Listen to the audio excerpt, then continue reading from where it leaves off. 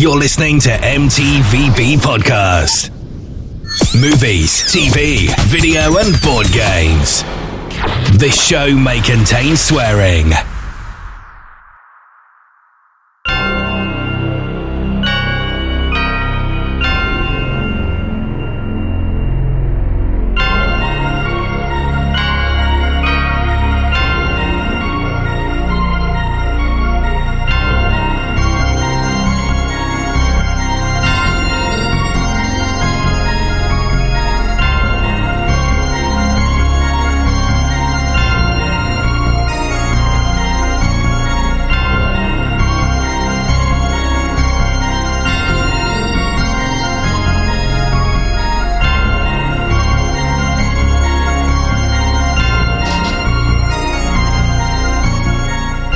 Hello, welcome to a brand new episode of the M.T.V.B. podcast. It's the podcast that talks about my four favourite subjects, and that's movies, TV shows, video games, and board games. I'm your host, Anthony, as well as most people know me as the Ant-Man, and welcome to continuing in our Spooktacular season in October.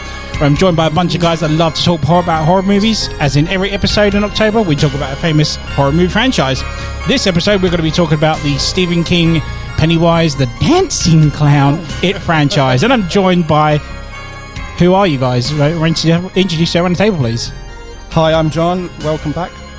Hi, I'm Dave, aka Count Davula. I like it. These get better every time you come on the show, so I love it. Nice. Oh, Tugula, I love it. Yeah. So yeah, guys, welcome. Thank you for coming on the show. And this is both your first time doing Spooktacular season, I believe. Yes, it is. Yes, I haven't been on for a while myself. And Yes. I am super excited. Yeah. I love the horror. Oh, yeah, same here. That's why I love doing Spooktacular seasons. It's like the favourite time of doing M.T.V.B. Like, one time I do a season, it doesn't go in October, I will absolutely go nuts. Anyway, the It franchise, you guys are familiar with it? You enjoy it? You still like it? Or... Yes. I mean, obviously, I'm older than all of you, but I read. No. Really? You'd never know. Yeah, I mean, I read the book in the early '80s when it came out first. I had a big collection of Stephen King books. He's one of my favourite writers. So then, when and I really enjoyed the book, and then when I heard then they were going to put it together as like a mini, well, it started off as a mini series on TV. I was. Yeah, it was a two-part TV movie, wasn't it? The first one. Yeah, so eventually I watched that, and then they turned it into a sort of a film with two parts type of thing again. That was quite good. I enjoyed that as well. And of course, then the new one, basically any adaptation of Stephen King I like, although I haven't seen The Dark Tower. Spoilers. Yet. Yet, yeah. What about you, Dave? Do you still like the series, or...? Yes. Yeah. So I sort of came into it. Or are we going to go on to this later? We'll do it now. How did you get into it, guys? Well, so I came into it quite late. Sort of horror movies for me came, as I got a bit older. So I didn't really watch them when I was younger. Apart from zombie movies, I did all the zombie movies quite a lot. But so for me, I just suddenly, as an adult, decided, I quite like a good horror now. I'm into horror. And then I had this wonderful period where I could just go back and go through a lot of the old horrors and a lot of the old classics, things like Halloween, stuff like that. Nice. So I could just come back to them as an adult and watch them all through, one after the other. That's what I've been sort of doing now. But I haven't read the book by Stephen King, It. Yeah, I'll be honest, I haven't either. I know snippets of it that weren't in the film, but I've never read the book. It's too... I can't remember. I mean, I've read the book, but can't remember any of it. It's so long ago now. Really made I'm an so impression old. then. Why are you on the episode, sorry? Am I on the episode? Yes, you are, dear. Don't worry. Who am I? We'll help you find your way home afterwards. Don't worry. No, so into the dead lights. Don't look into the dead light. But no, so I came in. I think the first time I sort of decided to watch it was when It Part 1 of the remakes came out. At Okay, cinema. yeah.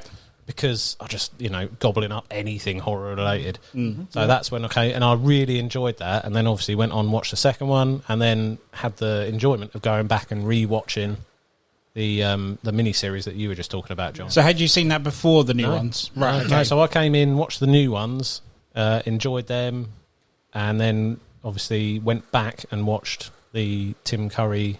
But did you know what you were going into? Because everyone, when you refer to it, everyone knows about the clown. Yeah. So did you know about that aspect of it? Or? Oh yeah, I think it's been sort of part of the, of like the wider horror culture. And I think even if you haven't watched it or read anything, I think you're probably quite familiar with the original sort of killer clown trope, and it's been used and parodied in many other things. Sure.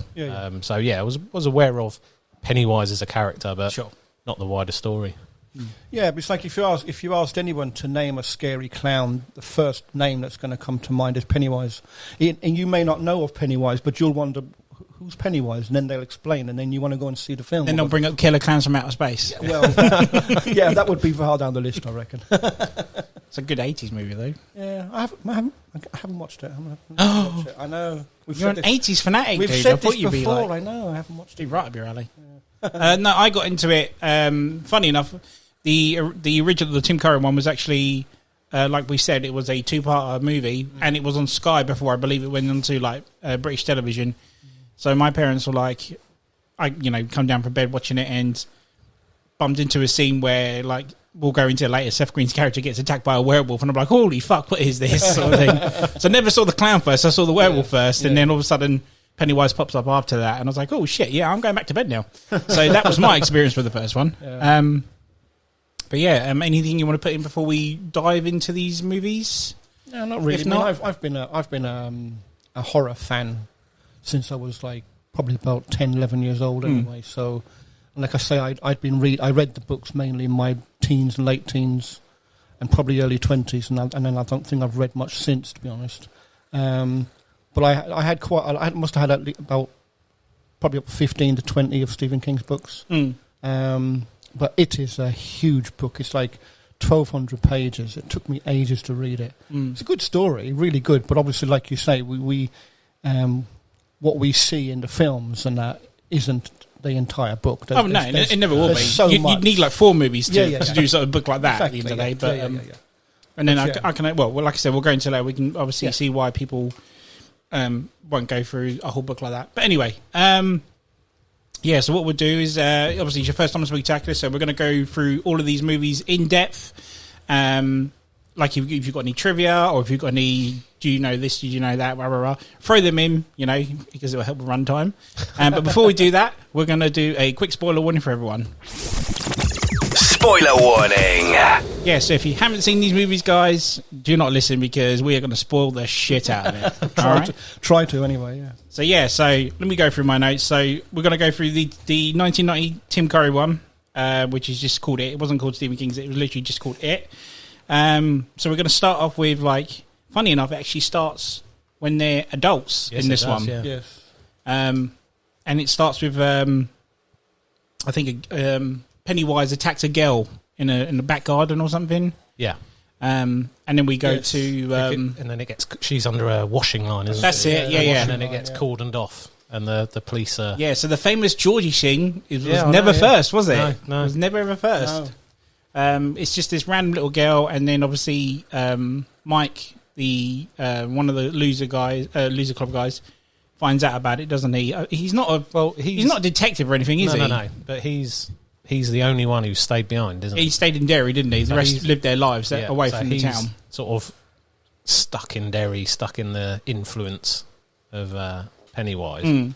So he's been obsessively sort of watching, looking out for signs, and when he sees that girl has been murdered, he's on scene, isn't he? Yeah, and I swear he finds a picture of Georgie, doesn't he? He finds a picture of Georgie, yeah. And that's when he's like, this is going to come back now full and then force. He gets out the old file of facts and starts dialing up all the old 1994 facts. Yep. And then starts calling them up, really, doesn't he? And starts saying, look, it's back, you got to come home, we made a promise. Is it this point when we're going to start debating the whole, do you prefer that sort of all meshed in one, where you've got them as adults plus them as kids in flashback scenes of the older original miniseries, or the way it was done in the remakes, where the first movie is them as kids and then the second movie is them doing everything is adults. It's weird you saying that because when we were watching, me and John watched chapter 2 last night just to get back to remembering everything. Yeah. When in the new one, when they had the flashbacks with the kids, I kind of felt that wasn't necessary. They should have just kept that in chapter 1. Yeah. Or put those scenes in chapter 1 at least. Not and then not just have to keep going back and forth with the adults and kids things. It's like this is the chapter when they're kids. This is the chapter when they're adults. That for me anyway. But I have to say it was quite nice coming at it the wrong way round. So watching the new stuff first, where it is split, and then watching the first original. But again, I'm not familiar with the book, so I don't know which way is the right way. In honesty, neither do I. But it was quite nice. Anyone who has read the book, please. Leave a comment and let us know. Yes, do, yeah. I can't remember myself. So he rings Mike. Mike's the first one he rings up. No, not Mike, sorry, Bill. Bill's the one he first rings up. And that's where we come to the famous flashback of Georgie, the Georgie scene, which, to my knowledge, was the scene that people got their fear of clowns from. It is quite an iconic scene, isn't it? Yeah. Yes.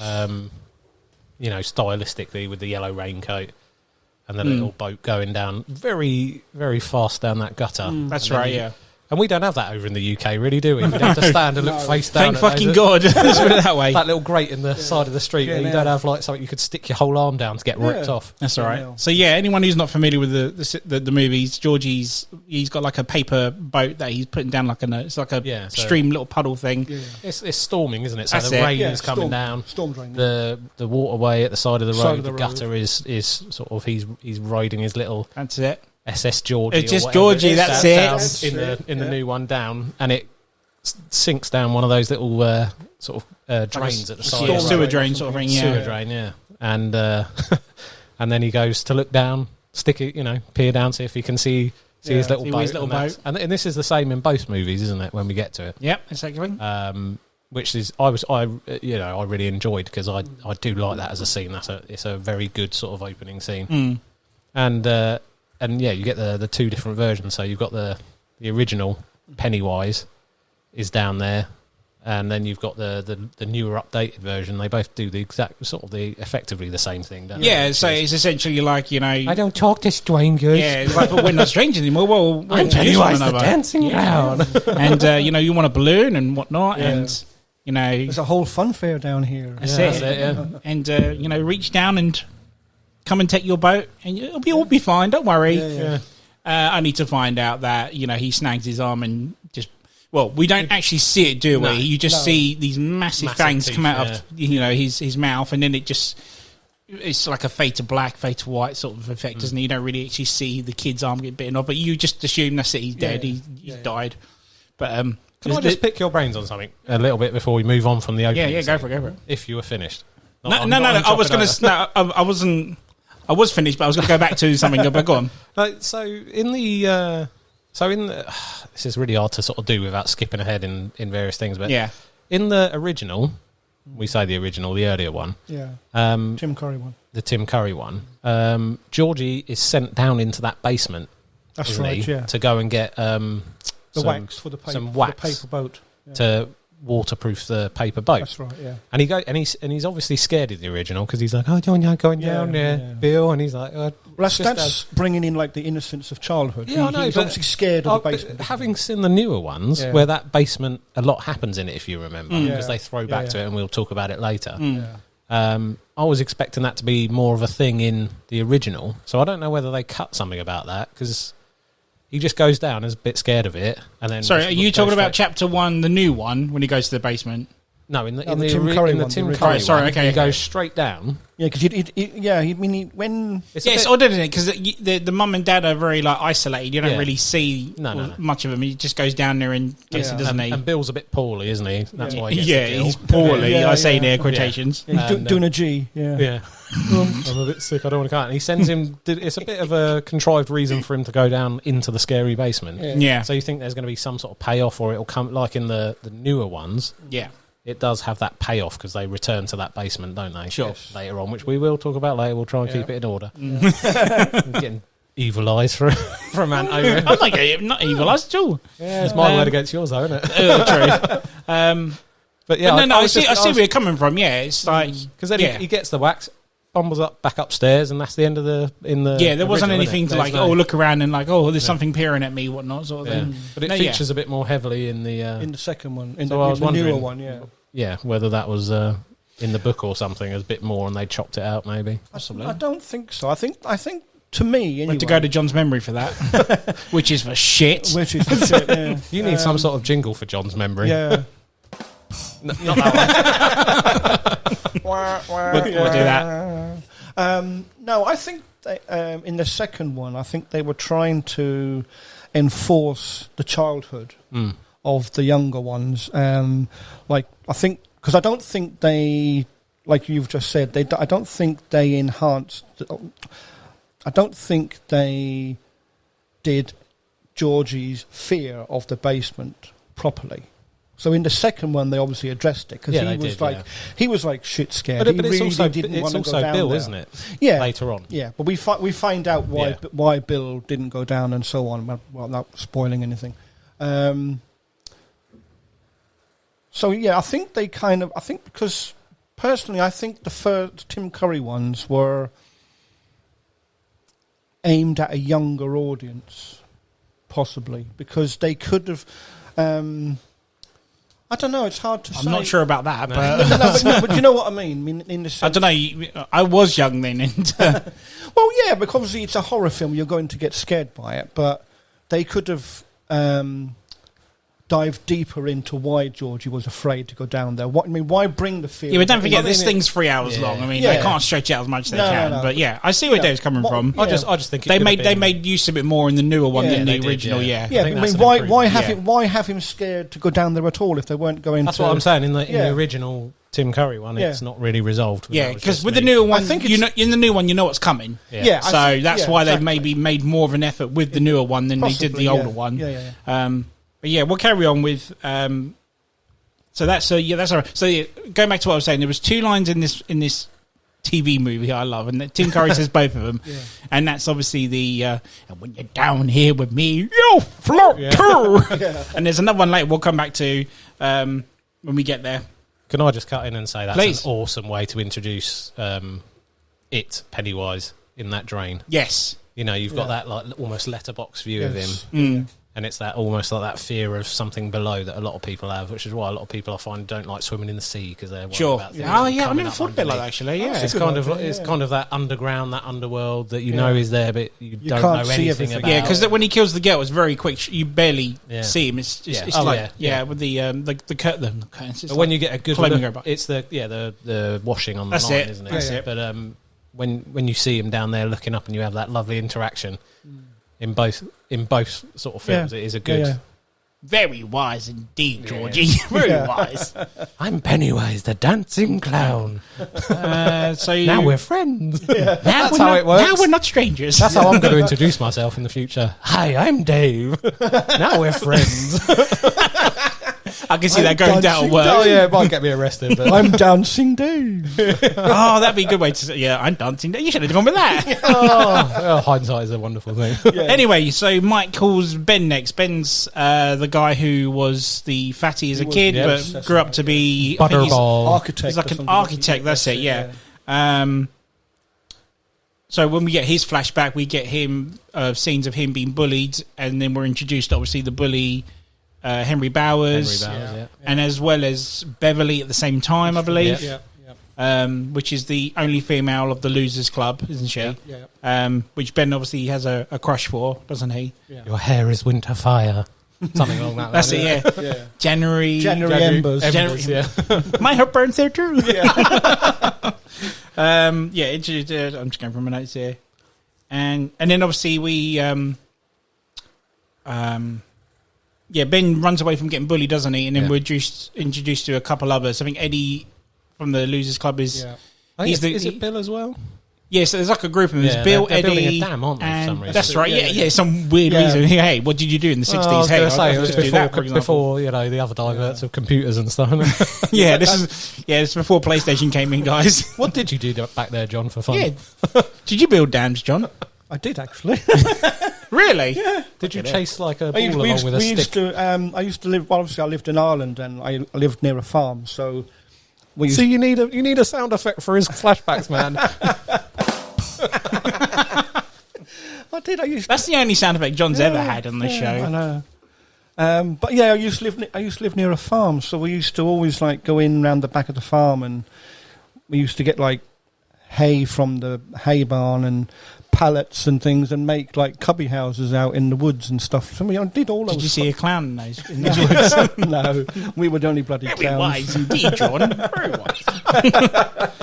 Anyway, so yeah, we're introduced to a new member of the Losers Club, which is Eddie. Yeah. And then Ben has a vision of his dad, which is it in disguise, I believe. Yeah. Yes. Across His that really nice atmospheric swampy Fucking lake creepy swamp and With all as the well. most- His dad was. Whoever designed that sewage pump or Yeah, drain yeah, housing yeah. in that Yeah. thing, what, Yeah. were they just? It was. Yeah. Were they making it for serial I killers? know, yeah. You know, Big time. That is one of the creepiest shots. Not just the dad. It's like you said, the behind the house, the sewage system, whatnot. It's just, ooh.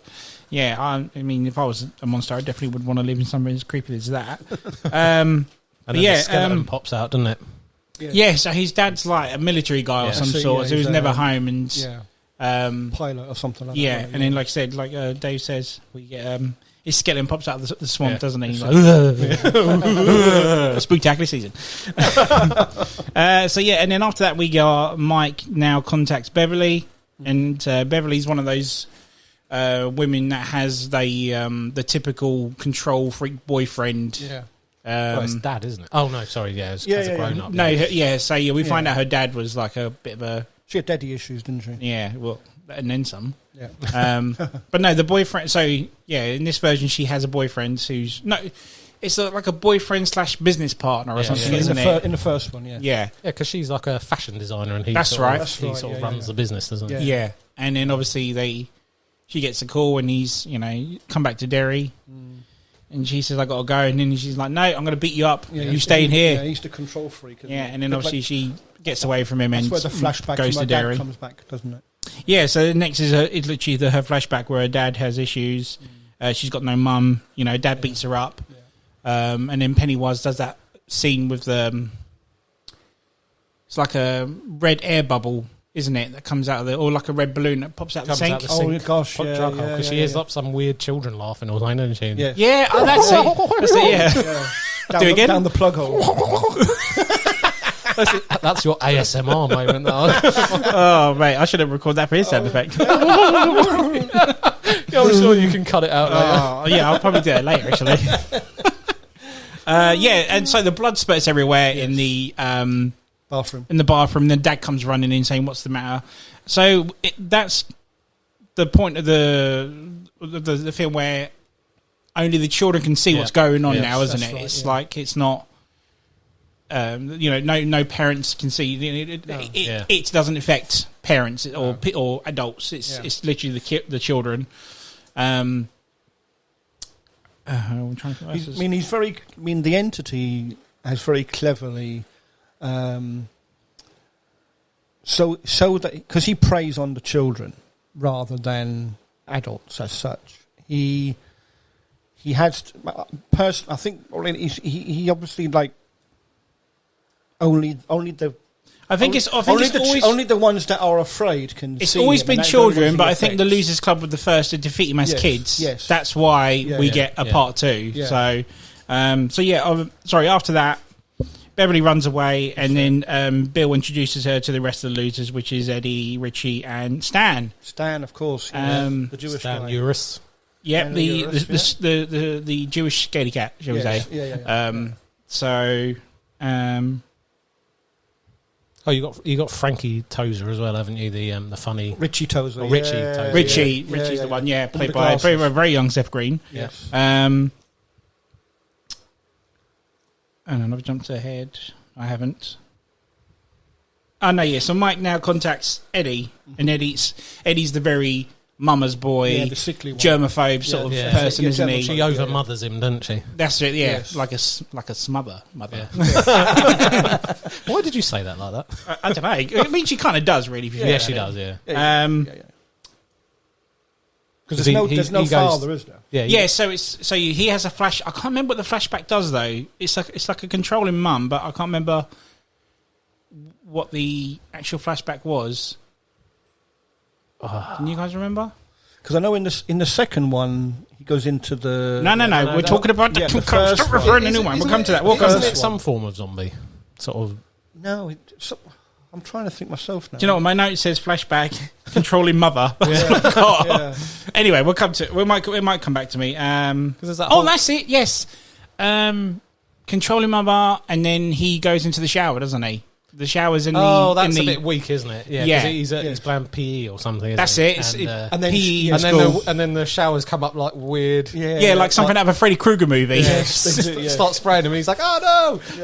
Water! And then what? There's something. Doesn't he get hurt? Doesn't he get hurt? He comes out of the plug hole, doesn't he? He comes out of the plug hole. That's quite good. Yeah. I like that bit. I mean, I could have done without the little shower heads waving around on really long arms. Yeah, like I said, it's very odd. Yeah. But even that part when he pops out of there, you can see it's a stop motion effect, isn't it? Yeah. But it has its charm, even if you watch it back now. That sort of, Yeah, like I said, because I was having a completely different discussion about how they did special effects back in those days when they couldn't just CGI everything. No. And it somehow feels more creepy, I think, to me. But maybe that's just because it's throwing me back to my childhood. Yeah, considering the effects they had, I think there's a part in part 2 we'll talk about in a sec that really creeped me out going back and watching it again. Yeah.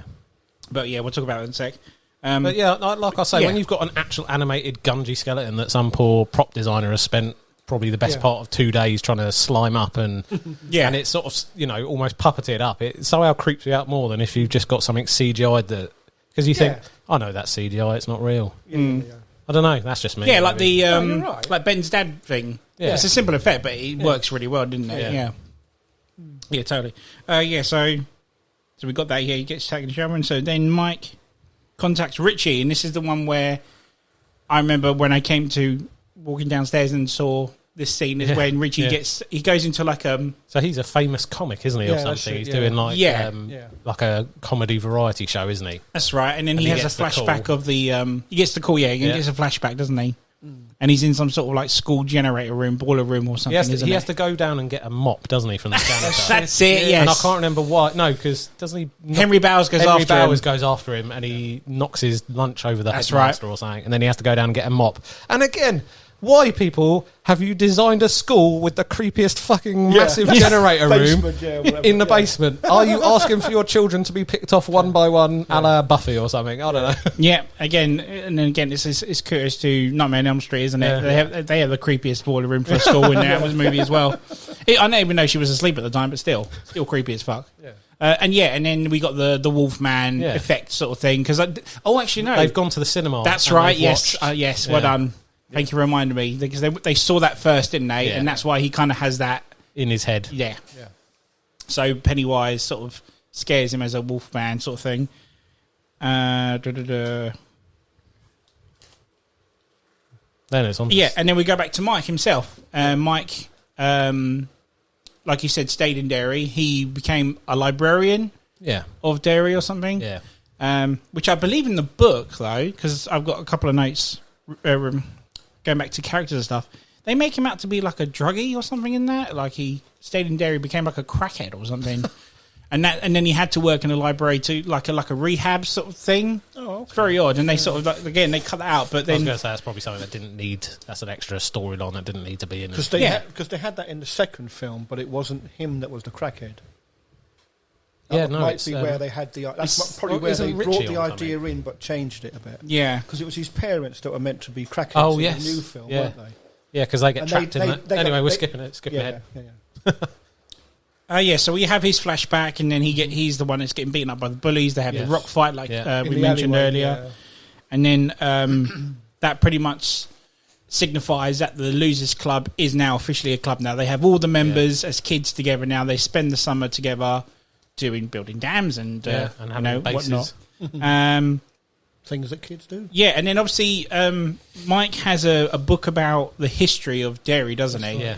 And they showed it at school, didn't they? That's right. Yeah, it was like a show and tell thing, wasn't it? This is a very morbid presentation. Yeah, because they bring up the Is it the Easter egg hunt thing? Yeah. Yes. Where many people died in Derry That's of right, an yeah. explosion or something, wasn't it? And then, periodically throughout I think it was every 30 years or something, isn't it? 27 years. That's right, yeah. 27 or something. So he shows the book to the Losers Club, doesn't he? And that's when Pennywise He appears starts to in- come through Well, and appear in the picture, he's doesn't in he? the picture, yeah. Yeah. Yeah. And he's like, I'm going to get you kids, I'm Yeah. going to kill you. I'm I'm going to kill you all. Do that sound effect again? Which one? The other one? No, but yeah, he doesn't do that. He just, I'll come and kill you. And then obviously we go to, oh yeah, I forgot Mike. So we're getting towards the end of the first chapter now, which is what the first chapter is about really. He's just calling up the guys to come back to Derry. Yeah. And we get to the last one, which is Stan. Stan, yeah. We find out, do we have a flashback? Yes, we do, don't we? Because that's when they go and hunt it as kids, don't they? So he contacts Stan, and Stan's like, yeah, I'll come and be with you guys. But then we come back to Stan's flashback, and they're all preparing to go after it, which is they've basically figured out that that you mentioned about the sewer, the house thing, whatnot, that we saw Ben's dad is where it lives. Yeah. So they're going to go there and beat the shit out of him, basically. With a lovely little slingshot and some silver. And what else? Oh, yes. It's his asthma pump. Yeah. Well done, Yes, yeah. yes. Of all the things you could take, and you just take an asthma pump and a slingshot. Yeah. Anyway. Well, I love their thinking again. It's that same thing, is it? Oh, right, well, there's Well, seven of us it's children. Kids' innocence, isn't it? Yeah, but bring a baseball bat. Bring fucking... Well, yeah. Bring some sort of sports utility. Yeah. Back in you the know. 60s, some of your parents must have had guns. Yeah, Do you know what I'm saying? It's just like, you know... Especially in America, I've got to say. I mean, they Everyone's were got a sleeping gun with out there. guns in the 60s then or something. Of course they were. Do you remember that Simpsons episode when me and Quimp was like, and I hear a lot of you are stroking your guns? Yeah. Anyway, so they hunt it down, and it's like in the sewer system, whatnot, don't they? Which comes back to a part where they sort of realise they're not scared of him anymore. They've come together as a group, yeah. and Just before that bit happens, there's that bit with Henry Bowers comes after him, doesn't he? That's right, yes. He comes after him. He sends Belch yes, down there. right, Yeah. yes, He yes. gets dragged off by some light in a tunnel or something. Yeah. Yes, sorry. So that part I was telling you about that creeped me out. Yeah. It's not in part 2. It's in this bit, and it's the part where Belch gets killed by the He light. gets folded Yeah. up into the thing, doesn't he? And he gets Yes. folded up and pulled down that. Yeah. That is some freaky Yeah, stuff yeah, for yeah, a yeah. TV movie, man. Yeah. I was just like, ooh, that's like, Yeah. And makes again- me shivers. If you watch that now and you still get that creep factor, do you think that if that was CGI, do you get the same amount of creep factor? No, of course not. I wouldn't have thought so. Test it out. It looks more real the way Yeah. they've done it, doesn't it? Even though you know it's just a couple of fake legs and him lying flat. Well, yeah, but of course, it yeah. still is really... Yeah, I mean, I remember seeing that for the first time, thinking, how did they do that? Yeah. Was it just a dummy and they pulled it out? But like I said, it's done like He's still that. got his Isn't face going like... it? But even Henry gets like terrified of this light, Yeah. Yeah. which we find out what it is later, Yeah. and his hair ends up turning white or grey out of it, White, out of yeah. fear. Excuse me. And he doesn't catch up with them, does he?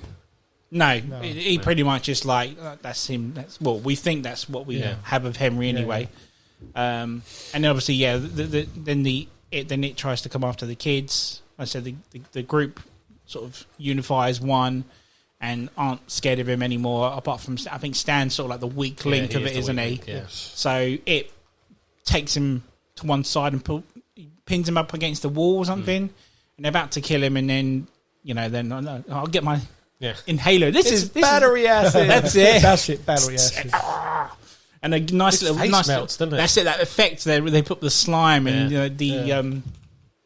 on Tim Curry's face, and then he says a line from this one of my another favorite line from this movie when he's like, "I am like the destroyer of worlds and eater of children." Yeah. But the way Tim Curry says it, I know it sounds stupid me saying it, but the way Tim Curry does it, it's terrifying, man. It's absolutely At scary. some point, we're going to need to do an in-depth opinion on the two.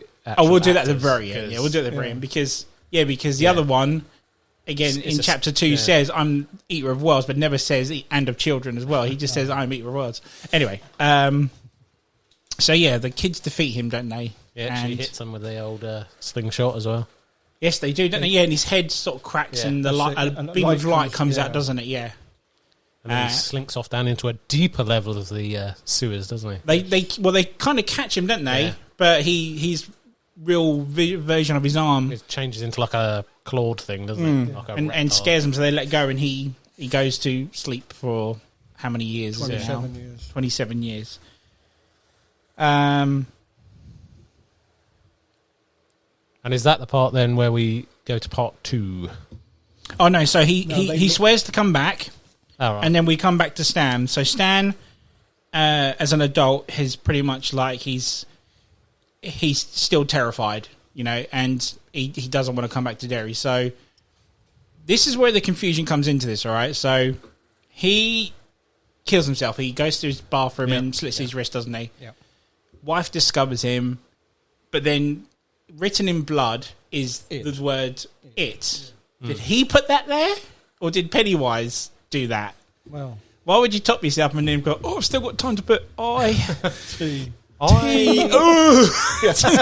But he's not in Derry then, is he? no. That's what I'm saying. So I would guess that it's him writing it. But the thing is, it's a nice little cliffhanger because that's where part 1 ended on that TV 2-part thing. But it just baffled me. We have to promise, don't we, that they all. They all forgot together though, didn't they? Because they all left Derry bar Mike. Mike was the only one that stayed. Yeah, so when they got the phone call from Mike, that's when these flashbacks came back and it hit them again, didn't it? When they left with their families and whatever, they obviously forgot for some strange reason. It didn't have a hold of them anymore, so they grew up forgetting what had happened. Why would he put just it though? Surely he'd be like, "I'm sorry," or something like that. Yeah. Or maybe he started like saying, I don't know, whatever. One word starts with ID and bullshit. And I'm running out of blood. I'm dead. Yeah. But it's like last. Isn't it funny? Should have been the same. Have you seen Monty Python and the Holy Grail? Yes, yeah. Where he's writing, he trails off, and he should have done that. The People's Front of Judea. Wrong film, but okay. I know. So part 2. So that's part 1 of the original done, and then we go to part 2. Bill returns and sees Georgie's grave, and guess who's there waiting for him? With Pennywise. 6 freshly dug graves. Exactly, yes. And 1 filled grave. Which he points out, but he doesn't say who's in that, does he? No. No. He's pretty much like, "Welcome back to Derry." Oh, but one of you's already gone. Yeah. So they keep that a secret, don't they? Yeah. Then they all meet. Then they all sort of meet up in a Chinese restaurant as well. Yes. Oh no, he meets Mike first, doesn't he? Yeah. When they all so basically, So Bill comes in first, and all the others start coming in, and that's where they stumble across Pennywise every time. Yeah. So I believe they all have a different interaction, don't they? Yeah. Yeah, and then they meet up at the Chinese restaurant. Yeah. And all start to remember. Yeah. We also then find out that older Henry Bowers survived and has been in like a mental institution. He admitted to killing all of the children, didn't he? That was it. So that's So he's banged up in. That's right. Still with his white hair, whatnot. Plus he killed his dad anyway. And then he looks up at the moon and sees Pennywise's face. Yes. Kill him! Kill them all! Kill them all! Kill them all! You sound like Freddy Krueger. They were like, "Go for me, go for me, Joshua." So So we got So back at the restaurant, we got the famous scene where they're all back together and they all start having their memories together. Like the Losers Club have come back and reunited. Except for Stan, which they mention it, but they don't really. It doesn't really bother them that he's arrived yet because he was that kind of guy. Yeah. They probably knew he wasn't going to show up. Well, they as far as they're concerned, he's just running late. They don't know why he hasn't turned up yet. Yeah. So whilst they're waiting for him, we get to they've had their meal, whatnot, and we get to the famous fortune cookie scene, which has all these different types of disgusting little things when they pop open, like an eyeball or a spider leg, or a bat wing, or something like that, or some weird chick. It's like a fetus sort of thing, isn't it?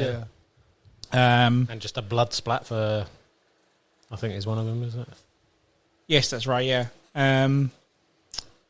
So anyway, they find out. So they basically leave, and they're like, "We ain't staying for this shit." They go back to Mike's library and basically find out that they ring up Stan, and his wife says like he's committed suicide, and that's where Bill's clocked us to go. That's what that grave was for. Yeah, that's why that one was filled up. That's Stan's grave, isn't it? And an interesting thing we've missed out so far is the moment Bill goes back, his stutter comes back, doesn't it? That's right. Yeah, So he starts stuttering again, doesn't he? That's right. Yes, he does. Yeah, all their little things come back. I mean, the asthma pump. We've missed a bunch of stuff here. So, like I said, going back to when they all start coming to Derry, like when Ben gets in the taxi and he keeps seeing Pennywise on the road. That's right. Eddie goes to the library and the balloons pop in his face and all that, don't they? Yeah. And, that's before the Chinese restaurant, isn't it? Oh, yeah. And he's like, beep, beep, beep, beep, Richie. No, and doesn't Eddie go to the pharmacy again and find out it was all a placebo? That's it. Because his overbearing mother. His overbearing mother, having and controlling him. So Henry escapes the mental home. With the help of a zombie belch somehow. Yes. Remember that? He rolls out from under the bed. That's right, yes. He's like, and gives him the knife. Yeah. That he lost all those years the ago. Switchblade. Yeah. Oh, do you remember...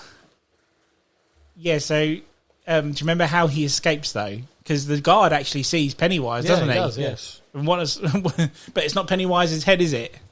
No, it's a dog head. Is it? on a clown body. Yeah, it's like the clown body, but it has a dog head, and that's what kills the security guard for him to escape, isn't it? It's just so random, of all things. But obviously he must have had a fear of dogs or something, because that's Pennywise's mantra, isn't it? He preys on the fear. So whatever it is that you fear, he becomes. Yeah, so whilst they're still in the library, they found out about Stan. That's right. Then they're all going to go out, or some of them are going to leave, aren't they? Yeah, and, so... they all decide to... Well, I need to go to my bedroom on my own to go and get something, and then... Yeah, before that, though, they figure out that it appears in this version every 30 years, not 27. Okay. It's every 30 years. Right. As well as finding out that they are sort of stronger together, but then, like Dave says, they still end up departing themselves anyway. Yeah, and they do that thing. Well, let's all go upstairs into separate rooms. To get some things, because that makes sense, right? Yeah, But before they do that, it still sort of taunts them, and then they like, oh, okay, we'll go our separate ways, and then Henry stabs Mike. Yep. Yeah, stabs Mike, and the losers save Mike. Yeah. And stab Henry instead. Yes. Yeah. So make sure I got that right.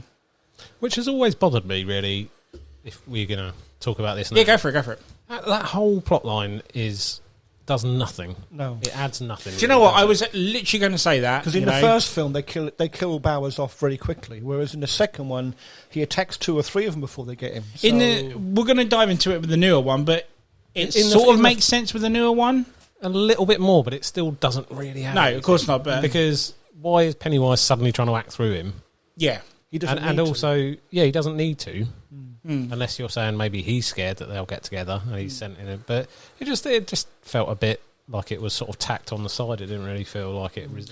I don't think it was necessary, but maybe they just put it in just for runtime. I don't know, maybe. Who knows? In the first one, it takes Mike out of commission, doesn't it? Because Mike doesn't go after, as an adult, after Pennywise. That's right, yeah. He's in hospital. In the second one, he comes along, doesn't he, I think? Yeah, because he stabs someone else instead. Yeah, because the only one who doesn't go after is Stan, because obviously he's dead.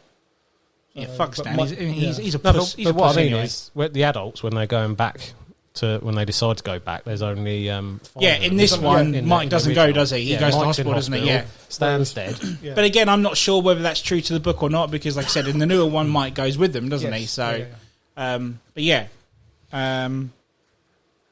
but as they decide now that Henry's dealt with, that they're going to go and attack it again, but as adults this time. But at the same time this has happened, Bill's wife has travelled to Derry, hasn't she? Yeah, she's flown. I think they're in England, aren't they, in the original? I can't remember. Is that? I'm sure she gets on a plane, with a British... Yeah, because she's British, isn't she? British accent. That's right. And she stops at a gas station, doesn't she? Yeah. And fill her up, and then turns out... Where's Derry? Just 3 miles down there. Don't you want it? Yeah. Don't you want it? Don't you want it? Those creepy glowing eyes when Tim Curry does that shot. And she gets abducted, doesn't she? Yeah, she basically kidnaps her, doesn't she? And, But Mike's unaware of this, isn't he? No, is it Mike? Bill, sorry, beg your pardon. Bill is unaware of this. And So they then go back to the creepy old... to the swamp. Same place, isn't it? Yeah.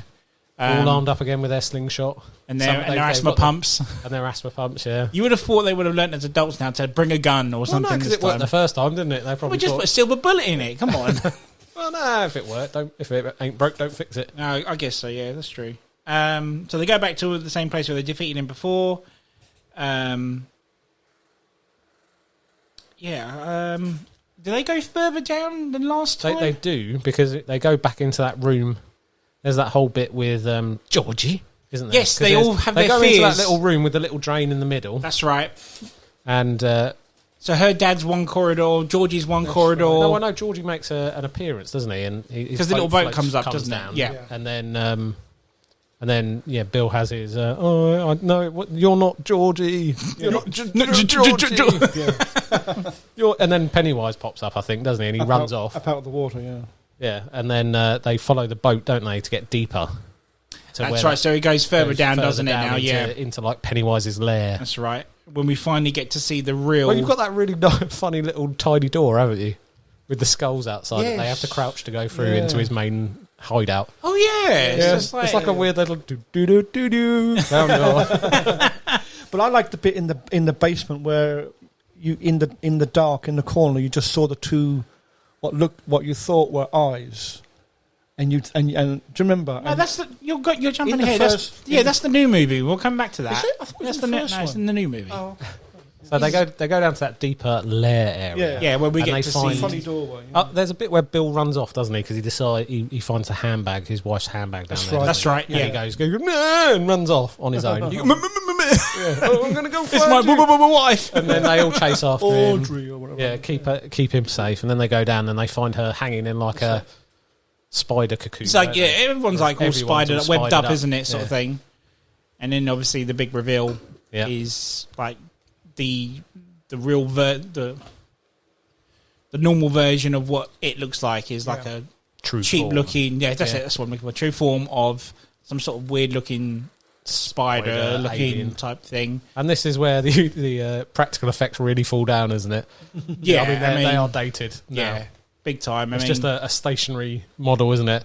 And then it cuts to like an arm grabbing someone. Yeah, it's like got two guys. It's like a stop motion sort of thing, isn't it? Yeah. A bit Harryhausen, isn't it? Yeah. And then he trances some of them with his glowing belly. He just stands there like. It's the deadlights, isn't it? That's it. He pins. Is it Richie? He grabs one of them and throws him up against the wall, doesn't he? So Eddie dies, doesn't he? Well, he grabs one, doesn't he? And then one at a time, proper horror movie fashion. One runs up and goes, "No, you get glowing belly." About three of them get all and then another one runs up, glowing belly, and then another one, and then it's Eddie. Is it Eddie? Eddie stops. Eddie then runs up, doesn't he, and jumps on it or something. And then that's when he picks him up and throws him, and Eddie ends up dying, doesn't he? Doesn't he squeeze him and then throw him? I think he squeezes him. I think you're right. Yeah. With some rubbery claws. Squeeze him. And isn't that at the same time Beverly trying to shoot it? Yes, she missed the first shot. That's it. Choke. Fucking women. Shoot for shit. And then she goes up high, doesn't she, looking for the other silver bits and pieces. Well, she drops it, doesn't she? Goes back for it, doesn't she? Yeah, because it bounces off him, doesn't it? Yeah. And she has to go find him. He gets him out of the trance, doesn't he? Yeah. Yeah, Eddie tries his battery acid, right. doesn't he? Going back to that shot, okay? So Ben's the last one to get tranced, okay? Yeah. And you and I, John, spotted this, right? Yeah. Because so Ben looks up at the light, but his pupil is like up here at the top of his eye. Yeah, did you ever notice that? No, I didn't notice that. Yeah, and it's we did. It's definitely not a contact lens. I don't know if it's some sort of trick photography, but it looks fucked up. Yeah. It's so weird.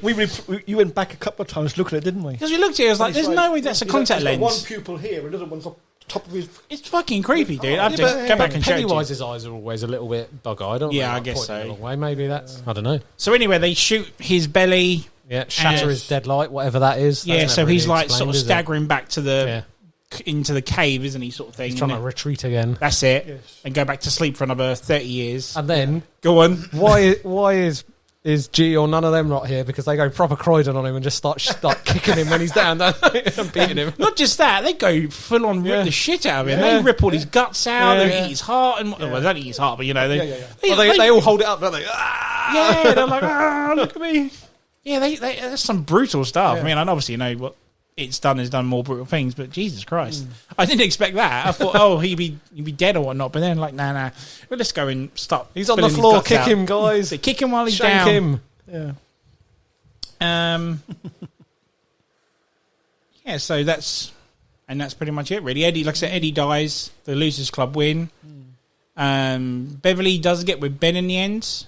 Yep, they go off happily into the sunset, effectively. Yeah, because she's a gold digger anyway. So, and that's pretty much it, really. Yeah, no, because she realises that it was Ben that wrote that poem, not Bill. Not Bill. She thought it was Bill we missed out that bit because at one point in the library, she comes up to him, doesn't she, and says, "I know you wrote that. Yeah. My hair is autumn fire and January Ember." Oh, see, I didn't remember that. And then they kiss, and it's Pennywise, isn't it? Yes, He's got all the she- white. Yes, Because then he doesn't trust when she comes up. The real Bev comes Kiss up. me, fat boy. Oh, shit.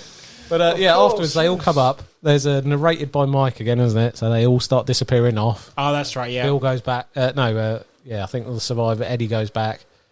Things like that, don't they? Richie goes back. Yeah. So Richie goes back. Bev and Bev and Ben disappear off into the, and they start forgetting again. And Bill and his wife are the only ones sort of that stay behind, don't they? Because then he has that weird thing where yes, because she's kind of She's comatose from the deadlights, isn't she? Yeah. Yeah, she's doing basically what. So what does he? Bev did in. So what does he do? He does the gets most daring thing ever without a motorcycle helmet and go downhill on old, hi-ho Silver on his bike. Yeah. Yeah, nearly drops her off, and she's like wakes up from her trance. Yeah. And if that happened to you and you woke up from a trance and you're being going down a hill at the same time, like whizzing through traffic, you would probably Yeah. panic a lot more than she does. She probably keeps it go together. comatose again. Like, I'm back. Sleep again. Yeah, and then that's right. And he gets his wife back, and happily ever after. And that's the 90s. It's pretty much. And you guys still like it? You still think it's good? Still think it holds up? Yes. Yeah. And I know you said say at the end, but Tim Curry's Pennywise is fantastic. Oh God! So I remember years ago, I used to do these debate things on Facebook. Wouldn't it be like which one was better, and people would vote. So I put in what is Tim Curry more famous for, Pennywise or Dr. Frankfurt, and Dr. Frankfurt won by a landslide, which I thought was very, very odd, considering that I'd worked in 13 years on the Blockbuster Video. And not one person, like one weekend, was always asking for the Tim Curry It film. Kids have sleepovers, slumber parties, whatnot. They want the horror films, whatnot, and it's just so odd how people recognise him more for Frankfurt than Pennywise. Think they do. He does a fantastic performance as Pennywise in that. Yeah, absolutely. You just if you just what his delivery and his little like mouth smiles, his weird little smile. And the way he delivers the lines a lot more aggressively than the remake, isn't it? Tim Curry's he's so clever because he can make it comical but terrifying at the same time, and that's what I love about him. It's like I said, the opening part when he's like, when you're down here with me, and in a split second, you broke here, fucking terrifying. It's like, but I'm a bit biased because Tim Curry is one of my favourite actors of all time, but he's great. No, he is fantastic as Pennywise. Yes. He's definitely the guy, I think, that gave people that fear of clowns, or helped with that phobia anyway. Yeah. So we'll crack on with the next one, which is the 2017 It. What do you guys think of it? I mean, I really liked this movie, to be honest. I did too. I really, really liked it. I remember seeing the trailer for this, and everyone was so hyped for this film, literally because everyone grew up with the Tim Curry one. People knew what they were expecting, which is why I came and asked you that, if you watched those first, whatnot. And I remember getting like Empire magazines and stuff like that, and they had the picture of just him, the famous Georgie scene, and he just looked so terrifying. And my wife's a big fan of Stephen King stuff. Like she loves all the It's and whatnot. And when I showed you that, she's like, "Oh my God, I can't believe they're remaking it!" Yes. And I was the same. So hyped up for this film. And then the trailer came out. I remember we finished the day shift, and it came out literally, because we finished at 6:00. And it was like 10 to 6. The trailer come up, and I was getting really, no, I want to watch the trailer quickly. But no, were you guys hyped up for it at all? God, yeah. Well, like I say, you caught up until then. I just saw it and was like, looks good. Going to get in on this. Obviously, because I knew of it and I'd seen the original and stuff like that. So when I found out they were remaking it, I thought, I don't know, because it's one of those like cult films. If they're going to remake it, they've got to do it properly, type of thing. And so when I saw the first pictures for it, I thought, oh my god, he looks fucking scary. And I thought, that looks good. And then when the first trailer came out, I was like, oh my! I remember God. seeing the first picture, and it's literally just a plain face with those spiral looking thing. I was like, I wasn't too sure about that at first, but then obviously when I first saw the first picture of Heath Ledger as Joker, I was like, meh.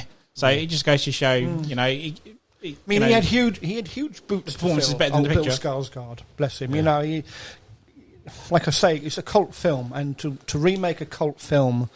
And to step into those shoes, he had a lot to fill. And for me, I enjoyed the original film when I was growing up. And now that I'm older, I understand and relate more to the humour in the second one. So I kind of prefer the second one now.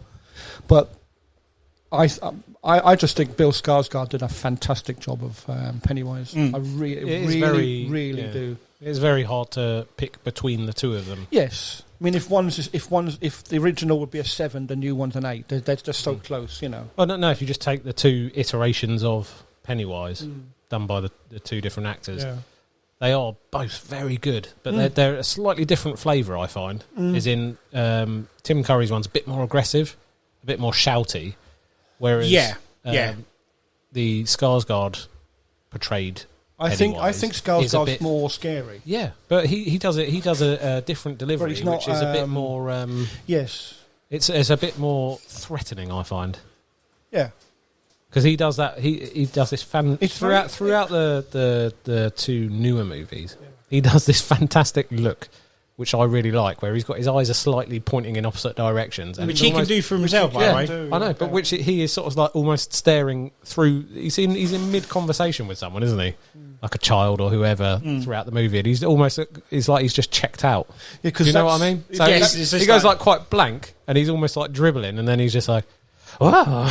That's in the second film, isn't it? The new one. Well, I mean, in all of them, he sort of pulls that sort of look out, and I find that quite. Because there's that scene where when she goes back to the house with the old lady and that. Yeah. We'll come to that. Let's not jump ahead. No. So, but he's a bit more of a threatening, sort of sinister iteration of Pennywise, I think, personally. Yeah.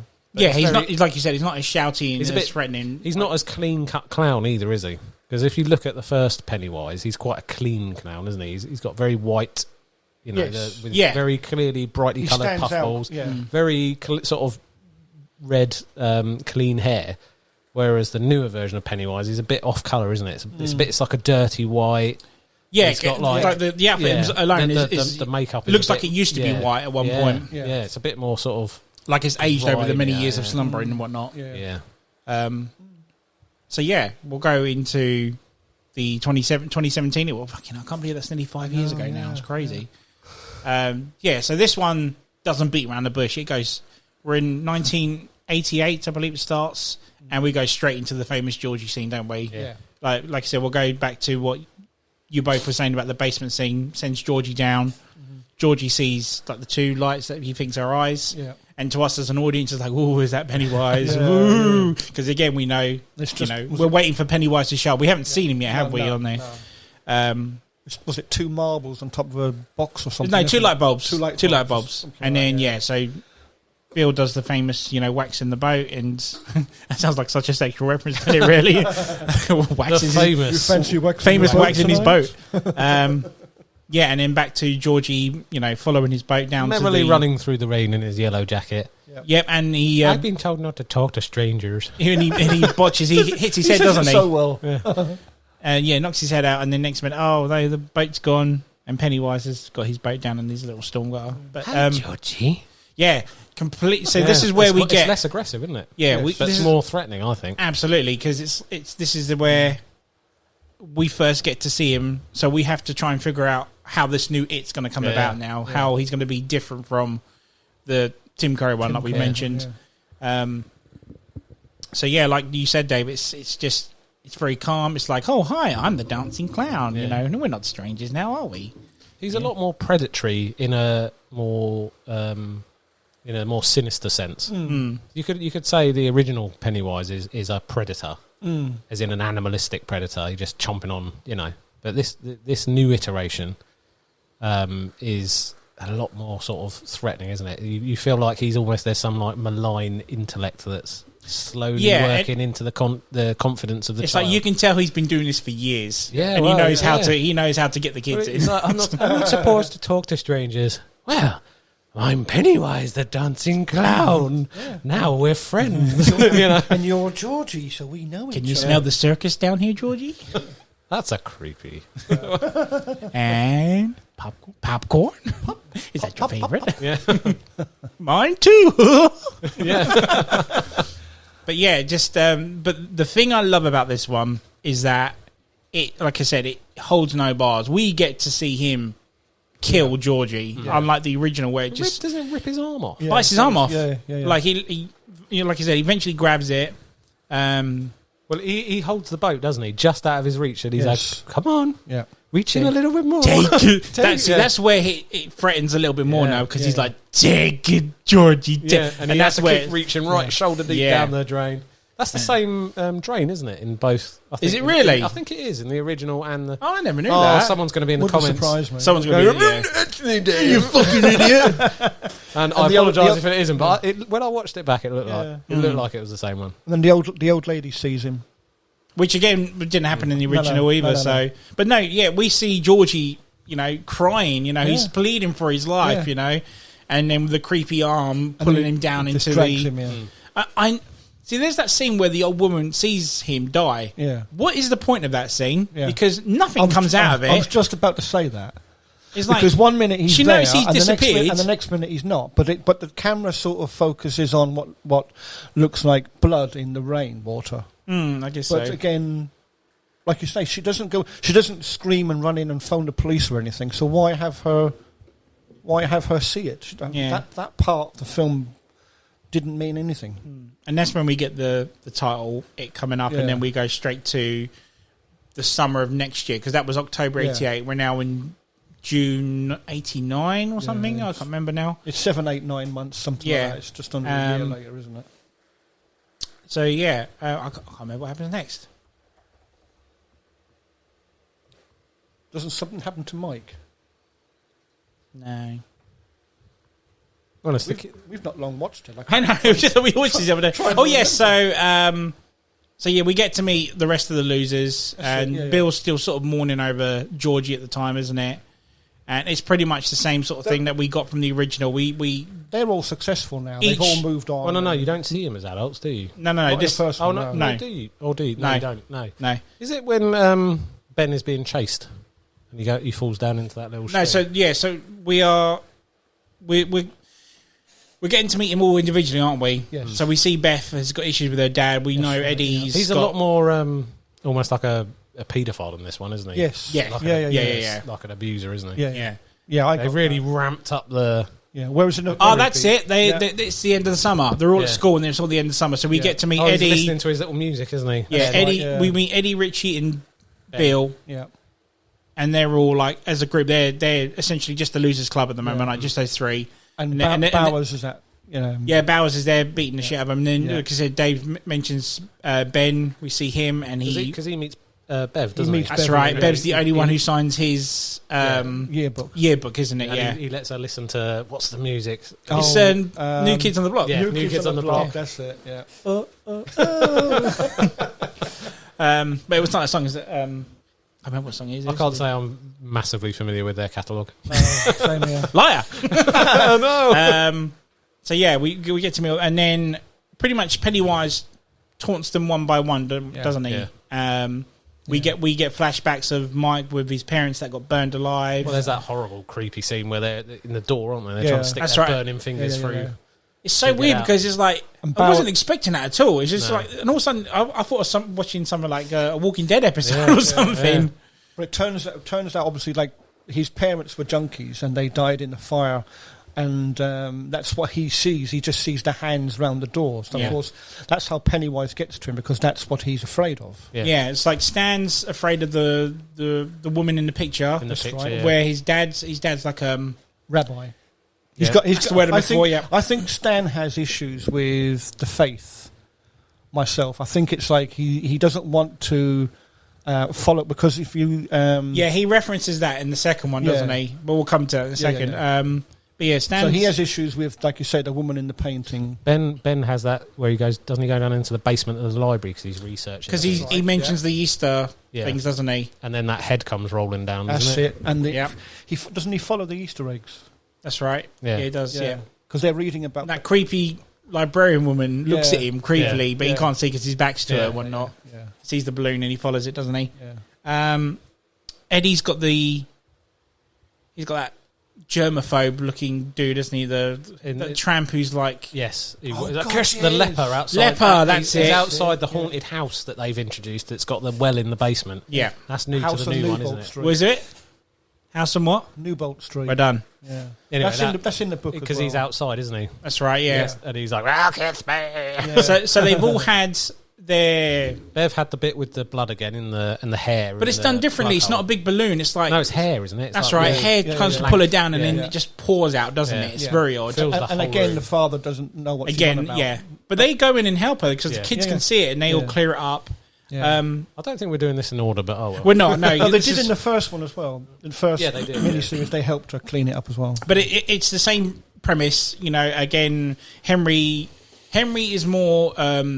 he's more He's aggressive. got more of a racist side to him because he's constantly picking on Mike and he's like, get the fuck out of my town, rah, rah, rah, whatnot. But he's also got that side where he's picking on the typical fat kid, which is Ben. He tries to carve something in his stomach, doesn't he? Carve Henry into Henry, his stomach, and then he escapes, and that's where Ben meets the losers. Yeah. We've also got that's down by the river, isn't it? That's right. It's the same. Because he asks, what are they doing? And they say, oh, we're just building a dam. And of course, he's interested in building things. That's not in this. No, isn't it? No, it's not in this, no. Okay. Yeah, because he teaches them how to build a dam. That's in the first Tim Curry one. Okay, right.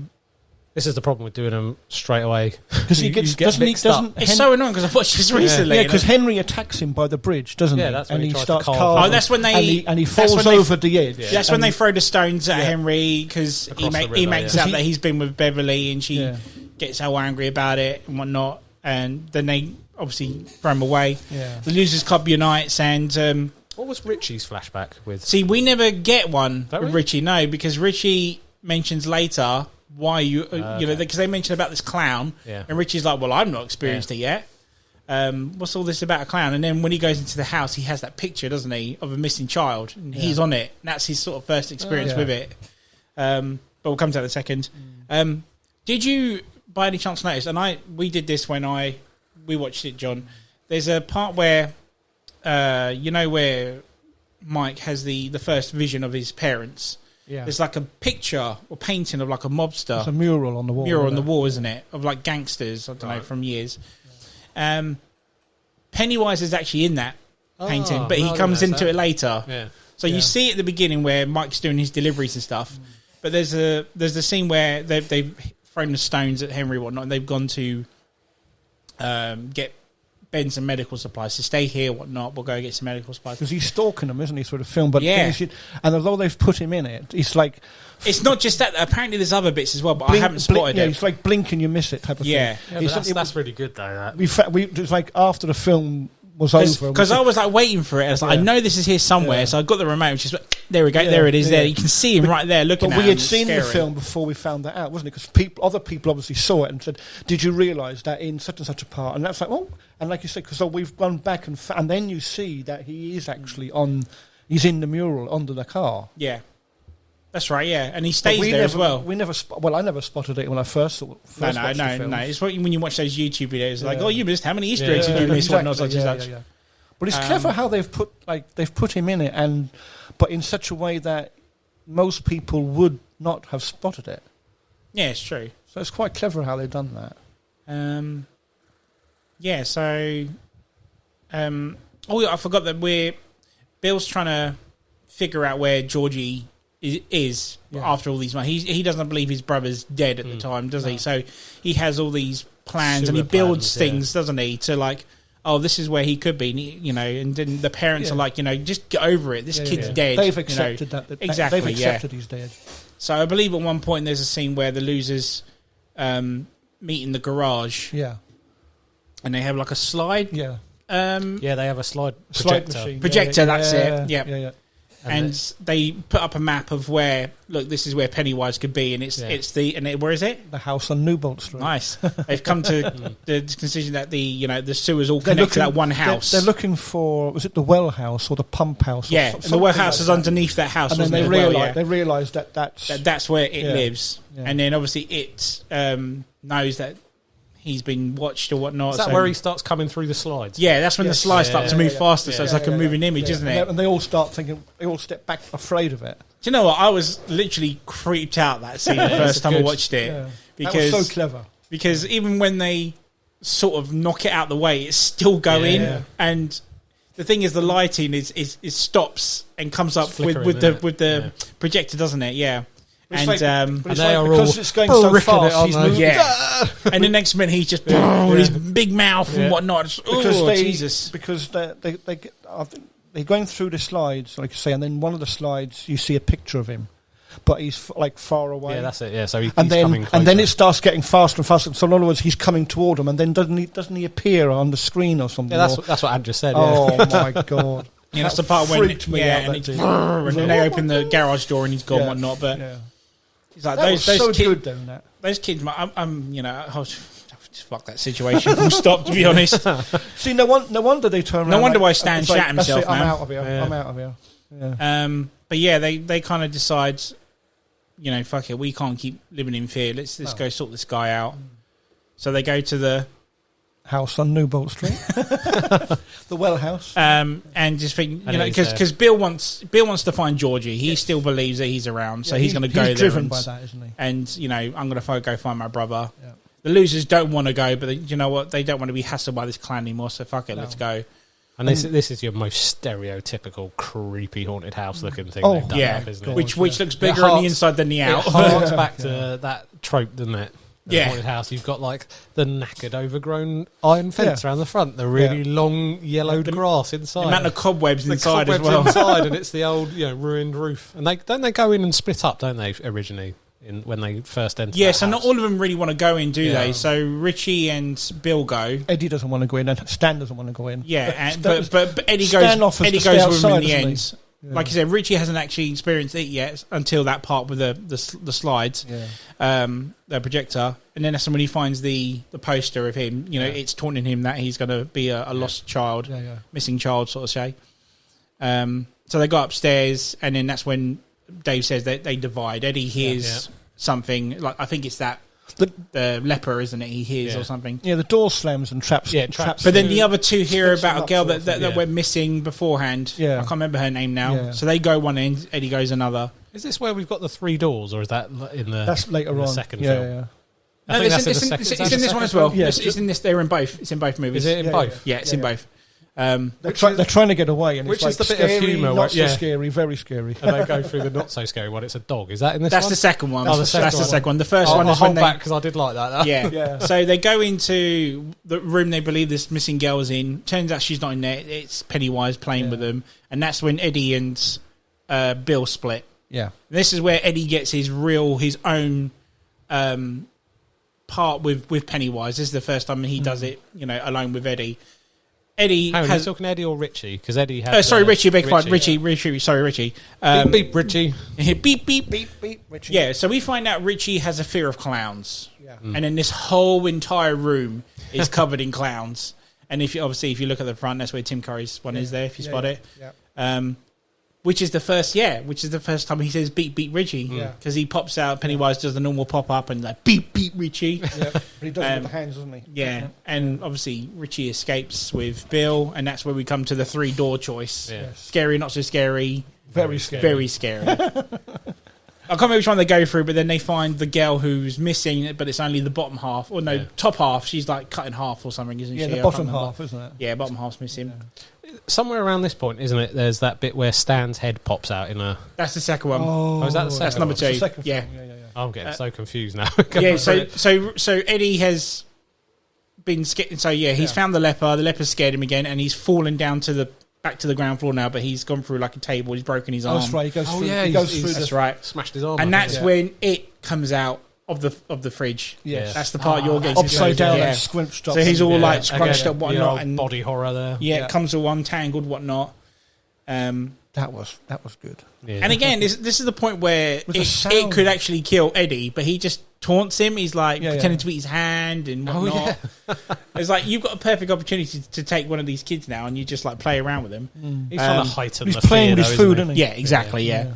But then all the other losers come down and see Pennywise for the first time. I do love it when Pennywise is like, "I'm not real for you. It was real for Georgie." So yeah, that's it. So the losers come in, right? This is what I said to you, John, right? Yeah. How Pennywise hates fat people because he turns one of his hands into like a wolf claw, which is like a reference to the first one with the Wolfman thing. That's right, yeah. And he's got Eddie right on the floor, and Beverly's and he's sort of covering up, and then he slashes, but he goes for Ben. Poor Ben's still got the bloody H carved into him, and now he's got a bloody Wolfman claw carved. I feel so sorry for that kid. Yeah. But then Beverly has enough of it and stabs him with one of the picket fence things, isn't it? And right through his head. Yes. Right through the head. Like weird, like he sort of does that sort of thing. Yeah, that's good. That bit. And then he retreats, doesn't he? Down the well in the basement. Yeah, and that's where Bill follows him to see.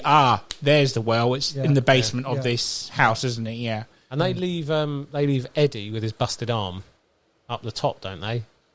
Yes. So they go down. They go down to the basement, and then they're like, "Oh, no, we need to get Eddie out of there because his arm's broken." And Mike's up there, isn't he, as well? Yes. Is that when Henry Bowers turns up? No, that's later when they go back to the well. Yeah. Trust me, yeah. I'm getting confused between the two. That's right. No, trust me, he comes back later because we're getting to the point where Henry's having issues with his dad.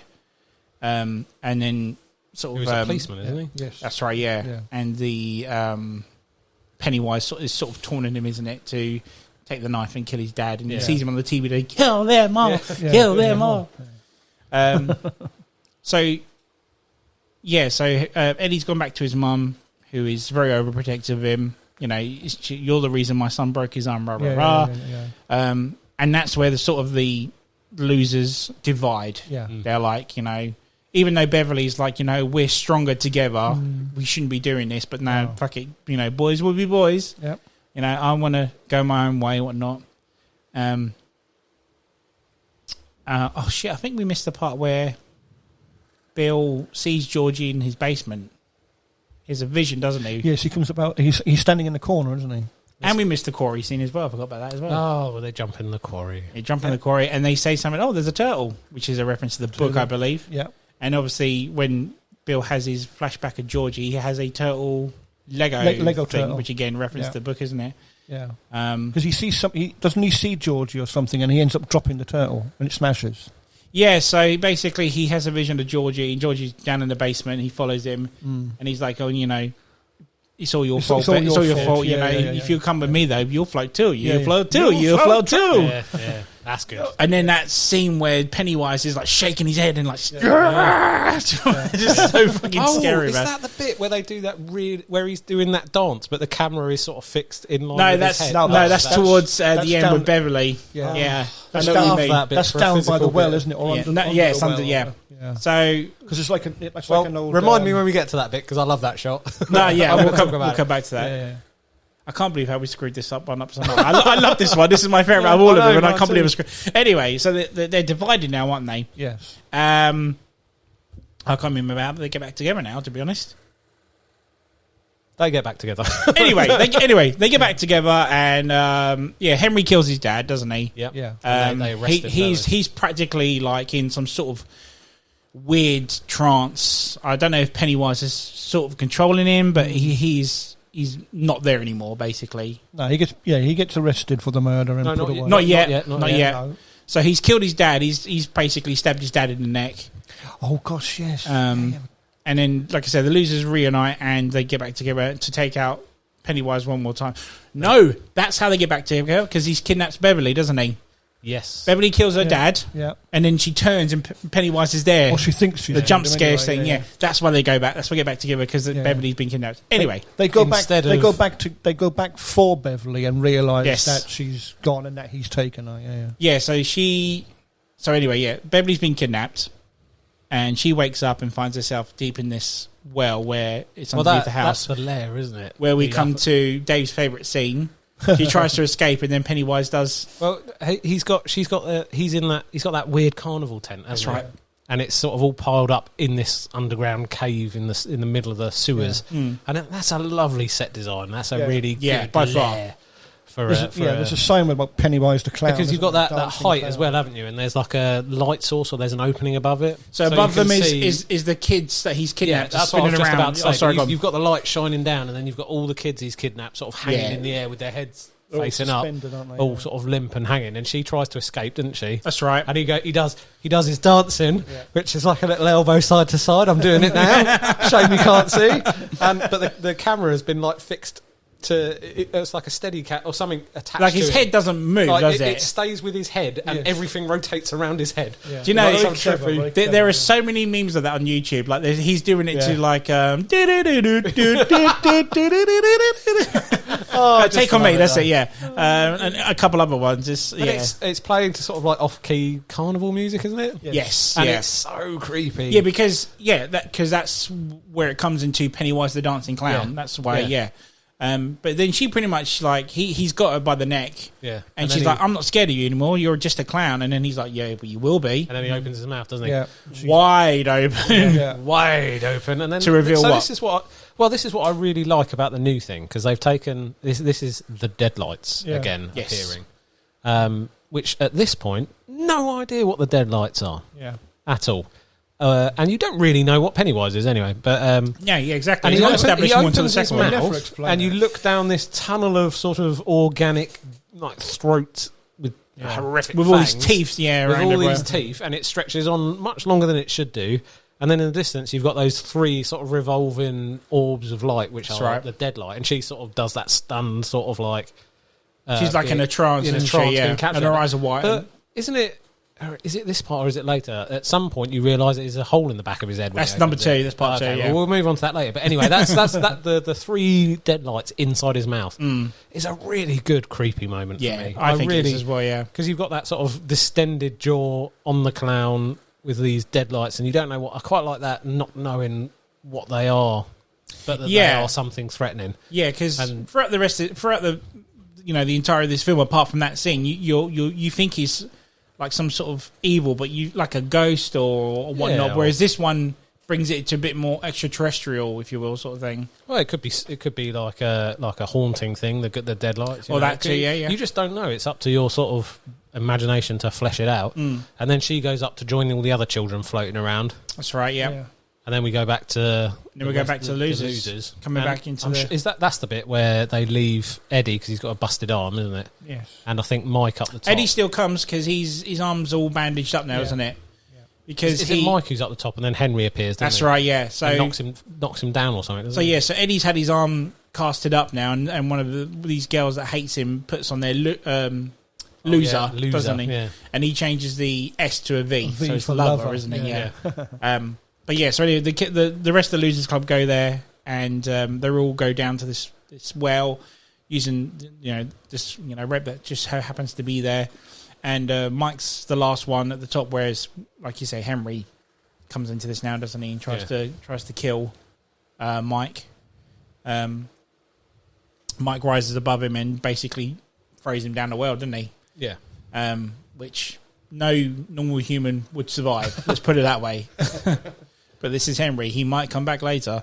They go deeper into this well. They go deeper down to the normal house they've been in. I can't remember. Well, they go into the sewers. No, Stan. Yeah, they go into the sewers, and Stan gets separated, doesn't he? Yeah. And that's where he gets proper terrified because it uses the woman in the painting again to start eating him when they find him.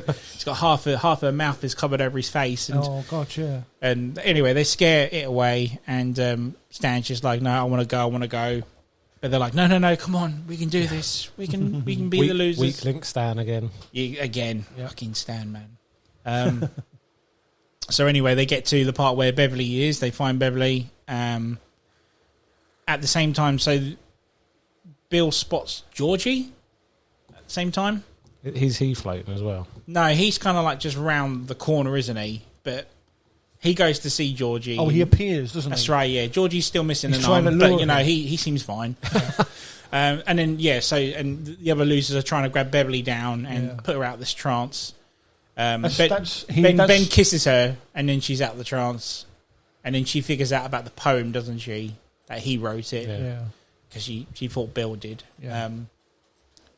So, going back to Bill, he sees Georgie, and, quite convincingly, he makes out that this is his brother.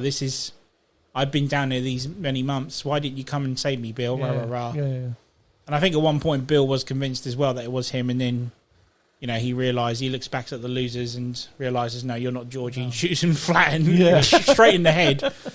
And I love this. See, after that happens, it sort of paused for a moment or two. Like, oh fuck, did he really kill his brother? Did he actually shoot his brother in the head? Because it's like a cattle prod gun, isn't it? Or something like that. That's the one that Mike is afraid Mike to use. That's right, yeah. And I thought, fuck, did he actually kill his brother? And then obviously, turns out it's like the Thing moment where, Pennywise starts popping out and his arms and legs come out. Yeah. They suddenly start getting longer, don't they? Yeah, and then they all start beating him up or whatnot.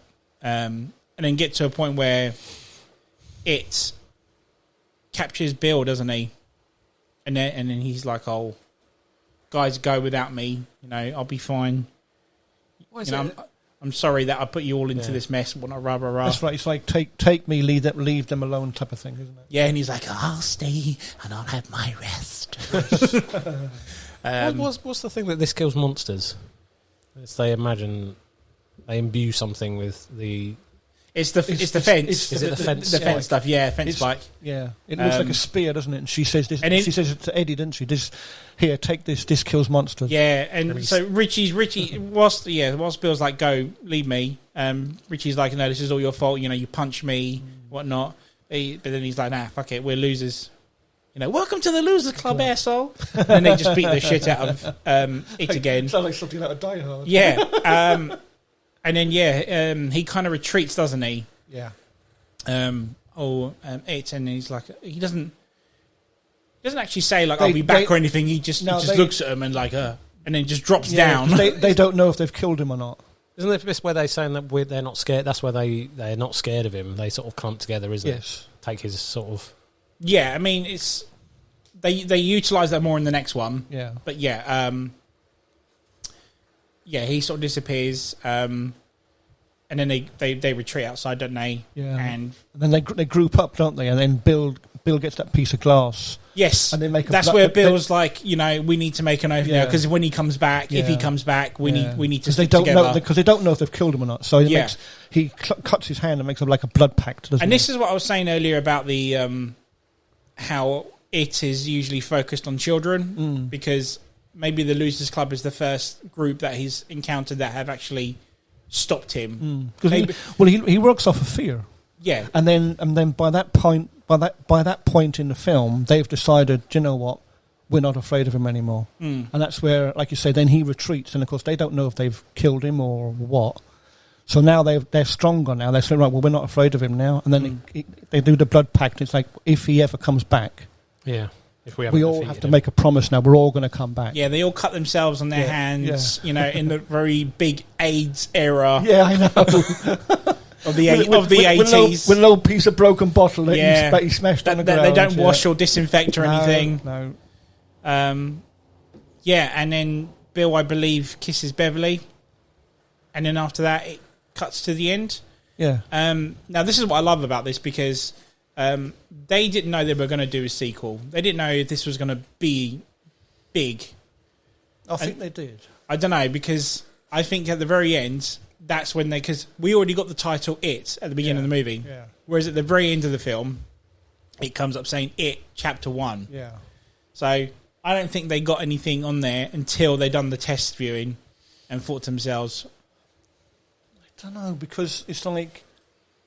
because the first one was a 2-part miniseries, and then yes, I get that. Then they made it into the one you know, film by cutting. They cut the end off the first and the beginning of the second. But they didn't film these back to back, though. This is what I'm saying. This one could stand on its own, couldn't it? Yeah. It could. And leave you on that cliffhanger of, will it ever come back? They should have done it. They should have waited actually 27 years until those kids had grown up, and then done. That would have been fucking awesome. That moves nicely onto another point about the second one, which is just quickly spinning on. They look really like their kid versions. We'll go to now part 2. Part 2 of chapter 2. But I just love how. Do you know what? When we saw chapter 1 in the cinema, because it's a really good movie and everyone enjoyed it. When it come up saying It and then chapter 1, everyone applauded in that screening. Yeah. It was like the ending of Blade Runner 2049. Everyone just clapped. It's like, oh my god. Yeah. It was like, oh great. We've got to have chapter 2 now. So Dave, chapter 2, go for it. Right. Like I say, they've just cast it perfectly, haven't they? Yeah. Like the actors look so much like, and they're famous. They're famous actors. They're not nobodies. Yeah, I mean, there's a couple I don't recognise personally, but there are some big names in there that have been in other of course, stuff. yeah. And you just think they look really like the kids they're supposed to be the grown-up versions of. That was some really good casting. Yeah, so they've done the casting job well, because I remember that was such a big thing about who's going to be their adult versions of them now.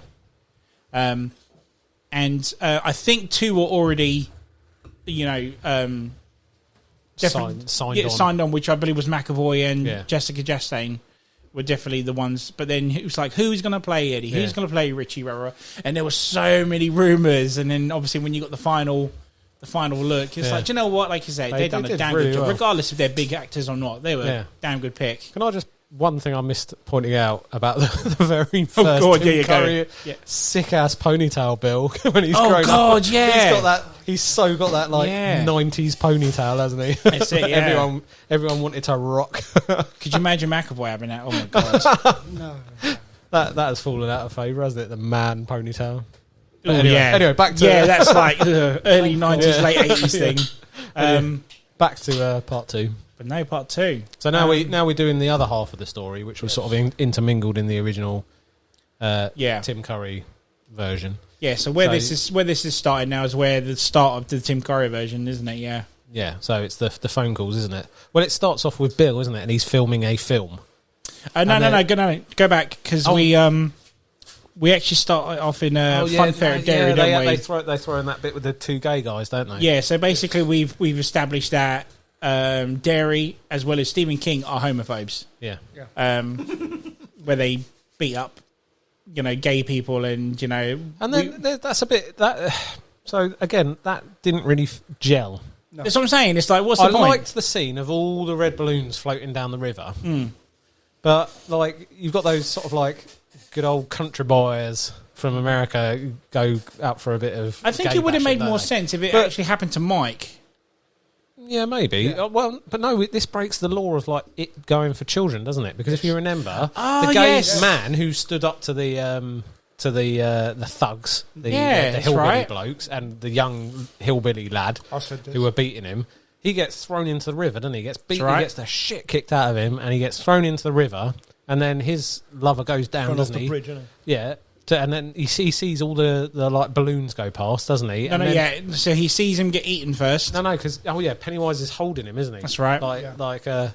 And I will always bite you. Yeah, I think he just takes a big old chunk out the side of him, but he's not done any of his fear thing. Yeah, so the balloons don't arrive till Mark arrives. But it's irrelevant anyway, because why have they put that in? That's not his modus operandi, is it? No, it's true. He's not picking on a child. Mm-hmm. He's not done anything to like sort of play on this guy's fears or anything.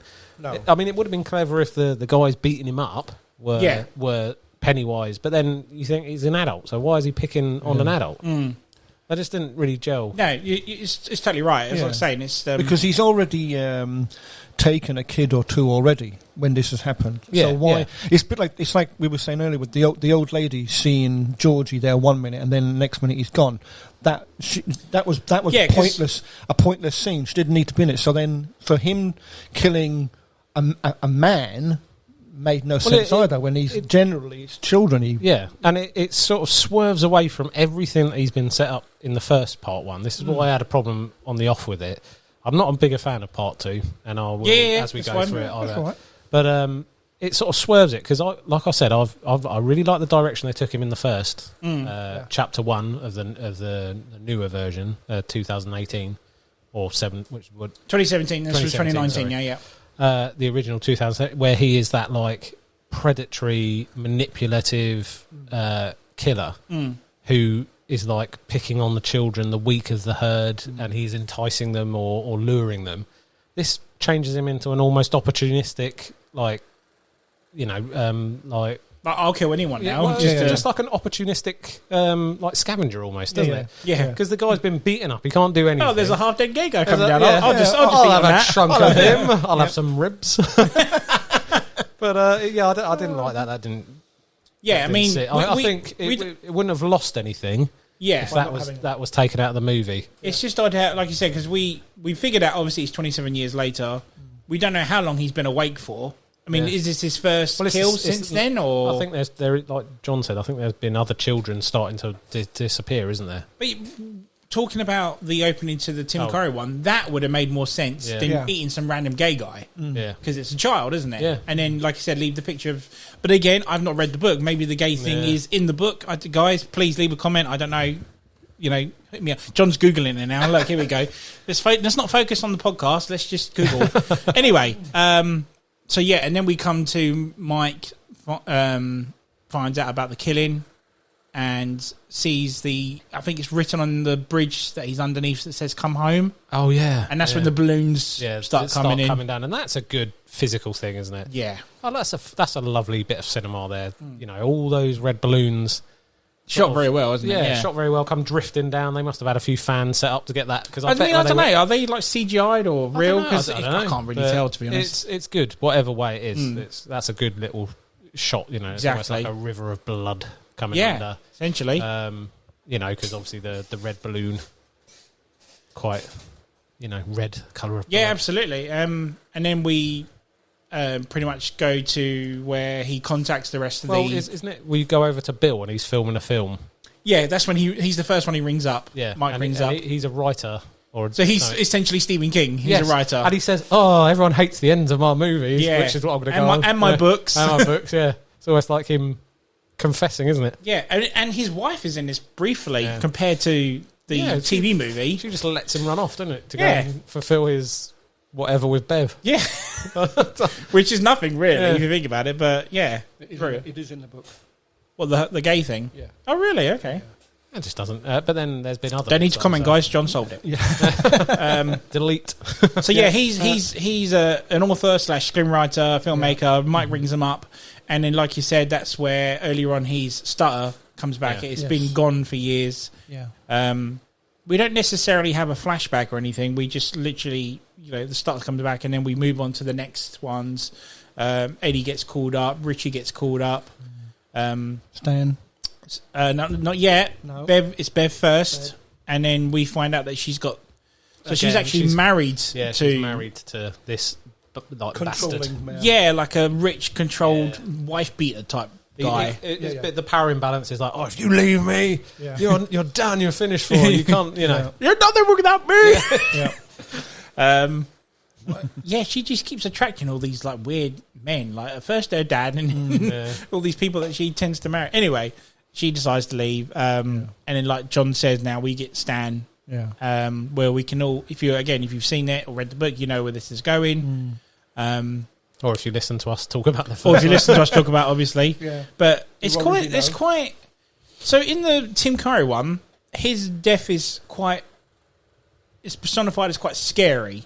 Like you said, we've got the blood's written it and whatnot sort of thing. Whereas in this one, it's very sentimental. Like we get a flashback like, you swear to come back, Stan, and he sort of like, oh, I swear, Bill. Yeah. And then obviously he slits his wrist and kills himself, doesn't he? They sort of explain it a bit more than him just being a coward, don't they? In the second one, yeah.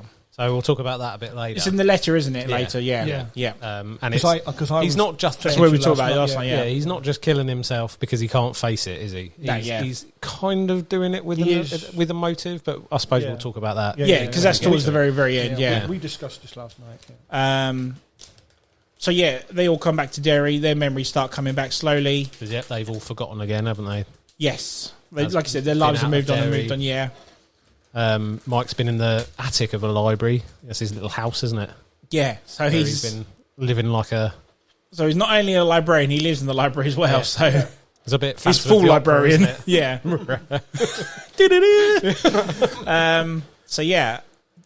We go to the typical Chinese restaurant scene. Well, it's the same sort of scene, isn't it? Exactly. They recreated the Tim Curry one quite a lot in it. It's weird because you watch the Tim Curry one and it's done like slow paced. You know, we get to know the characters more. We get to feel like it's a reunion.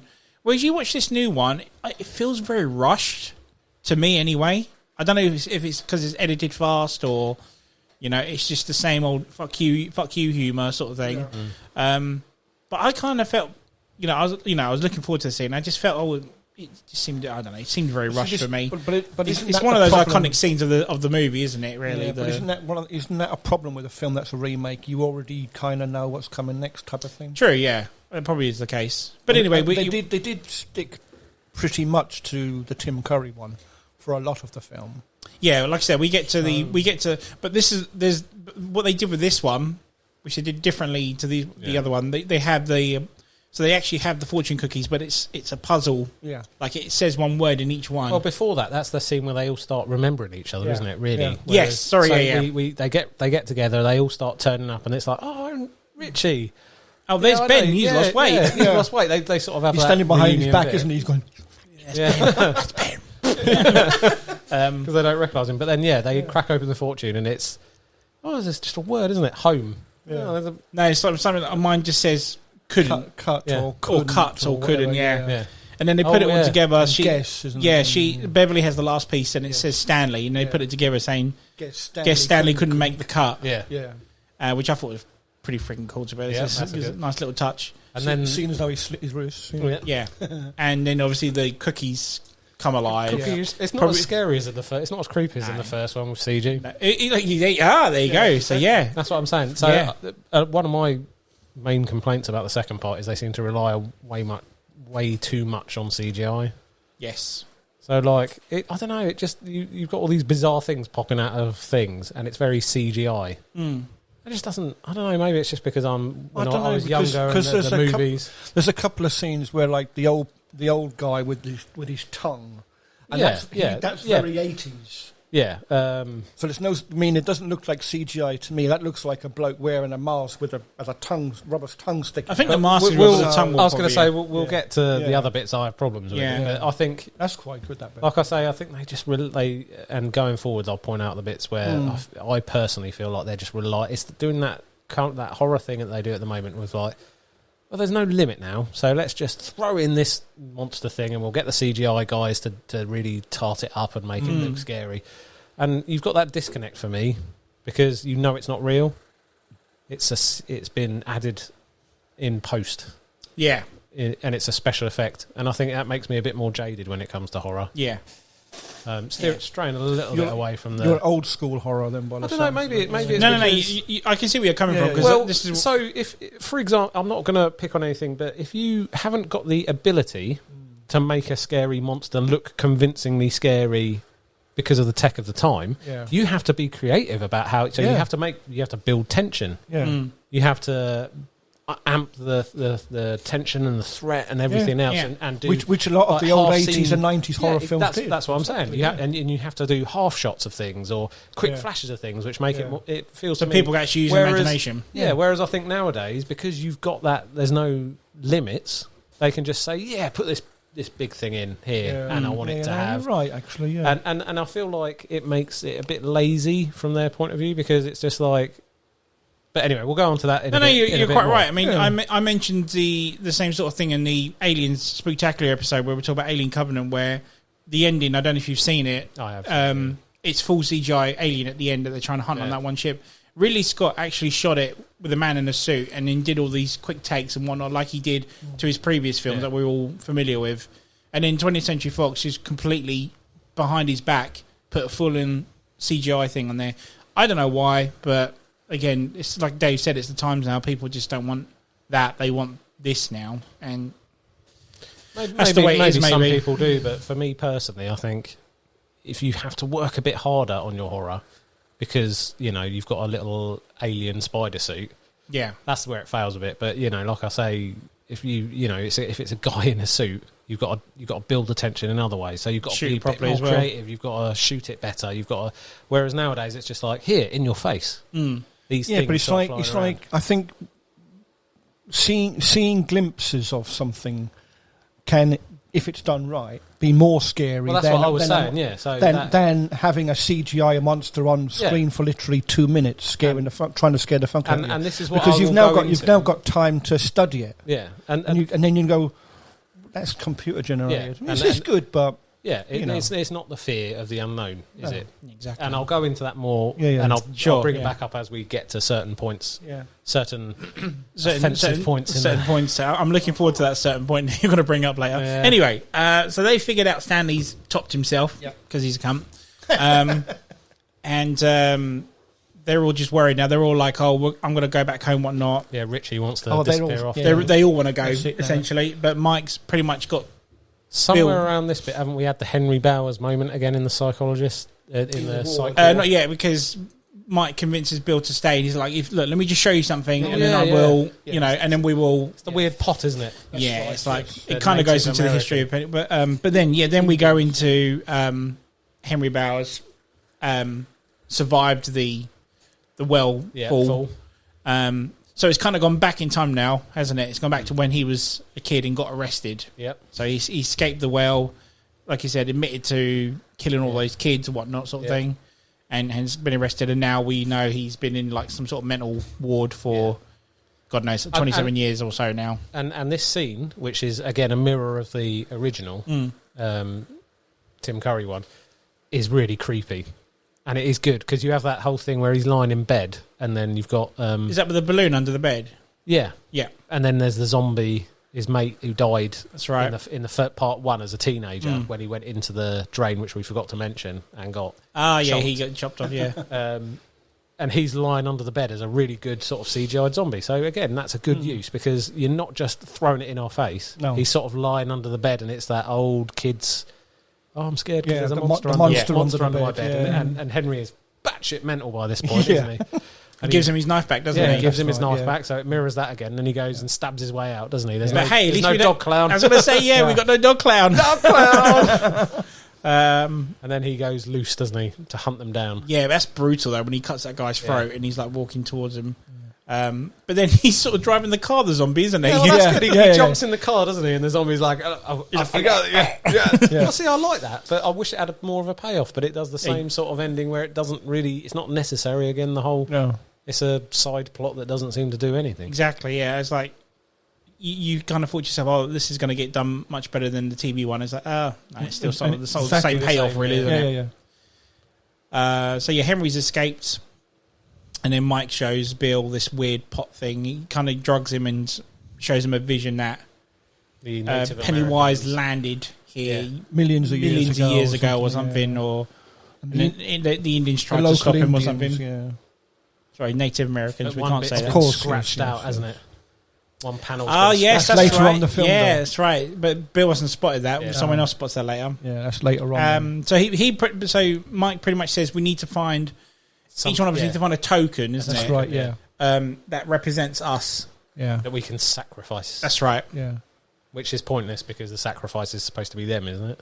Yes, but we don't know that yet. We come back to that later because the bits are so they convince the other guys to stay, and then they relive some of their old memories. Go off on their own to relive their memories on their own. Not just yet because they go to the clubhouse first. Oh yes, they go to the clubhouse that Ben built. Now, I'm all for bringing, old cast back, like kids, for example. But you've got to remember, this is like 3 years after they'd filmed the first chapter. Because, again, they didn't know they were going to film chapter 2. They didn't know how big it was going to be.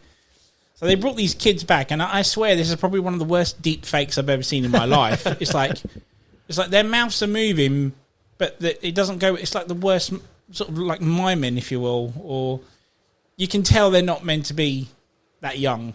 That they have gotten older, and they've just pretty much made them look. They CGI'd them to make them look younger, and it looks appalling. It really does.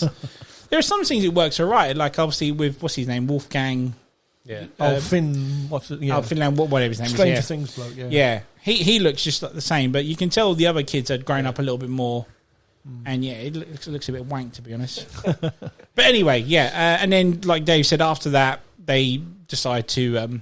That's where they find Stan's memento, isn't it? The shower cap, shower caps. Yeah. Because he was scared of the spiders. Spiders going in his hair. In his hair. Yeah. Because old Eddie, Richie goes because he's on the hammock, isn't he? And right. Is it Eddie? I think Eddie hands it to him, and Richie goes, "Who the fuck would we want to wear one of these?" And when he turns around, the rest of them they're all wearing one. And then like Dave says, they all go in their separate ways to find their own tokens. Tokens. Sensible I feel really guys. bad. Is it really nice to say tokens now? Well, it is a token, isn't it? Yeah. It's something that they remember their summer by. That summer. I guess so. Their friendship. A memento. Something that meant. That's what I'm looking for. Memento being more of a better way of saying it, really. Yeah, because it's obviously it's like he said, it has to be something that means more to you than anything else, because that's what you've got to sacrifice. Yeah. So with Richie goes to the arcade. He's got a quarter. Yeah. Eddie goes and finds he's got his inhaler, isn't he? Yeah. Well, hang on. So because they all get haunted, don't they? Yeah, that's what I'm saying. Yeah. Richie goes to the arcade, and he has that moment where he pretended he wasn't friends with Bauer's friend. So it turns out that Eddie's got his little secret, isn't he? Dirty little secret. Richie, it's Richie, isn't it? Richie. Richie's his dirty little secret. He's essentially gay, isn't he? And fancies Eddie, but never really told him. No. And that's where Pennywise sort of teases him that I know your dirty little secret. Then he comes out, doesn't he? And he ends up at that bandstand. Yes. I see. Yeah. And this is where one of my problems, like I was just saying, with the statue, the statue, the lumberjack statue comes alive. Yep. And its splintery mouth, and it goes to eat him. I was like, oh, so scary. You've just thrown a big CGI thing right in my face. Oh, no, I'm scared. Hate it. Hated that bit, because is that the bit where Pennywise is flying through the air with the he's got the balloons, he's sort of pyramid. floating towards. I think that's a cool shot, though. That is a fantastic shot, and that was in the trailer, I think. That's right, it was. Because I remember watching that in the trailer, and it just says, so you see him sort of cycling through the air, hanging from almost like an ET pyramid, moment, isn't it? Yeah, pyramid of balloons. That's it. And whilst the trailer's going, with his laugh, and I was like, that is so creepy. And then you don't hear that anywhere in the film. Bit of a disappointment for me, because that's the laugh he does at the very first one. But they've put it through something, so it sounds a bit weird. Yeah, it goes well with the trailer, though, doesn't it? It goes really well with the trailer. But anyway, the stupid we forgot about the little girl he kills with the birthmark. Oh, is that before that part? Yeah, it's way before. before. The one with the baseball game. Yes, so this is... the one that the gay guy at the very beginning. Yes. Gives a teddy bear, yeah. So this is perfect. This is what they should have done more of in part 2. Because this is Pennywise at his best. Yeah. In that really calculated predatory creature. Yes. Because the girl goes under... I can't remember if she dropped something or something. It goes beneath the bleachers. No, she follows a firefly. She follows a firefly and goes down under the bleachers, and she's got a big purple birthmark on the side of her face. Yeah. And this is a creepy scene, isn't it? Yeah. Because she sees Pennywise, and he's sort of, his face is lit up, isn't it? Just his face, and he's sort of in the shadows underneath. The firefly's caught. He's caught it, and you just see his face, and his eyes are sort of pointing slightly the wrong direction. He's doing that weird stare where he's not really focusing, and she's like, I'm not supposed to talk to you or something. And he's like, oh, that makes me sad. And because he's, and this is what I'm getting back to, he's a predator. Yeah. He is honing in on the weaknesses because you can see that's the point where he's like, yeah. People don't like to talk to me because I'm a clown. And he's doing that because she's got the birthmark. Yeah. And then she turns around Doesn't and like goes, talk to me because I'm different. yeah, don't like talking to me because I'm different. And then she's like, people don't like to talk to me either because I've got this. Yeah. And he's like, and he's, I can get rid of that for you. can blow that right off your face. it. And then come closer, and that happens again. Oh, And it's yeah. such a creepy scene. And then he And just you're screaming at the screen going, don't. Don't. He's manipulating you. So me and John watched it last night, right? And we forgot about the part where she's following him, the Firefly. Yeah. But she turns her head and looks towards the camera, if you will. And in the background is just his white face in that complete darkness. And it's just that shape of that head. Just about making out. That gave me This is shivers, what I'm man. saying. So this is horror done well, in my opinion. There's no over-the-top CGI. It's just threat. And you know that tension is building because you, as an adult viewer, are watching that going, this is what we warn our children about. Sure. Not a creepy alien clown thing, but... You're telling it's that stranger, and it's that don't talk, and he's an ancient entity that knows exactly what weakness to pick. Absolutely, and he's manipulating her, and you're like, don't do it. Oh, come on, he's not going to blow it off you. You know, he's not going to blow that birthmark right off your face. Come closer, and he's doing that. He's he starts drooling, and his eyes are pointing the other way, and he's doing that weird stare that's not even looking at her. And she's going closer and closer, and then you have that moment where he just distends his jaw, and it's quite creepy because she stands there cheek in front of him. Yeah, but then before he gets her, she actually stops to look. Yeah, like, are you doing anything? Are you going to do anything? Yeah. And then boom. Yeah. And see, they've used the CGI well there because you've got that. Because it's very quick. That distended thing, but then you've got that, and then after that you've got the big old lumberjack. Yeah, lumberjack with a splintery mouth. Oh no, so scary. So what happens to the others? Doesn't Ben go back to the library? Doesn't he go back to the library at some point and there's a burning headless corpse or something come down after him? I can't remember what happens with Ben. Something happens to him. I think, is it a headless corpse comes down after him or something? No, because he's already got his token, which is the page from his yearbook, and he keeps it in his wallet. That's right. Yeah. So I don't think anything actually happens to him. No. But Beverly goes back to her old dad's home. Get the postcard. Yeah. So she can go get her postcard with the poem that Ben wrote, which is hidden in the bathroom. She's hidden it in the wall somewhere, isn't she? It's under a tile or some sort, isn't it? Yeah. So she nice old lady. So she goes back to her and her dad's old place, and realizes that this old lady lives there. She said, "Oh, I used to live here. Do you mind if I come in?" She said, "Yeah." Offers a which tea, happens coffee, in the Tim whatnot. Curry one. Yes, it does. Yes, you're right. And then, like I said, she goes into her old room and pulls out the tile. And then, no, just before that, you've got that bit where, and again, this is where it's done good, but it sort of falls apart because she's having the tea, and in the background, you've got the woman constantly walking backwards in the. That's not yet. It's not till after she's got the postcard. Oh, anyway, she gets the. So she gets the postcard. So she gets the postcard, then has the tea. Then, like I said, the woman goes into the kitchen to go get cookies. Because she's like, and then she's like, oh, then she says to the woman, "Oh, how long have you lived in Derry?" She's like, "All my life. My granddad used to be a clown." That's when she sees pictures of Pennywise, and he's not a clown, is he? That's quite quite interesting. Yeah. And this is what I love about the scene. I know there's a certain part you don't like, but there's one part. Well, it starts so good. Yeah, I mean, go for it. No, you carry on. No, it's your favourite part of the scene. It's not. So it's all built up very well, and you keep seeing her pass behind in the shot, and you're like, oh, something's going to happen here. Pennywise is going to turn up, and then she just suddenly starts bounding out like with her like completely naked as well, naked for some reason with these big floppy old lady titties. It's so weird because you know something's going to happen because she does that. She does that. How scary was that though? It wasn't. I thought it was. I laughed, and I had Big J with me, and we both looked at each other, and he just went. Like that with the when she comes out completely naked and she looks like a complete weird looking cross-eyed old granny. Do you know what? Do you know what? One of these days I want to deep fake John's face onto that.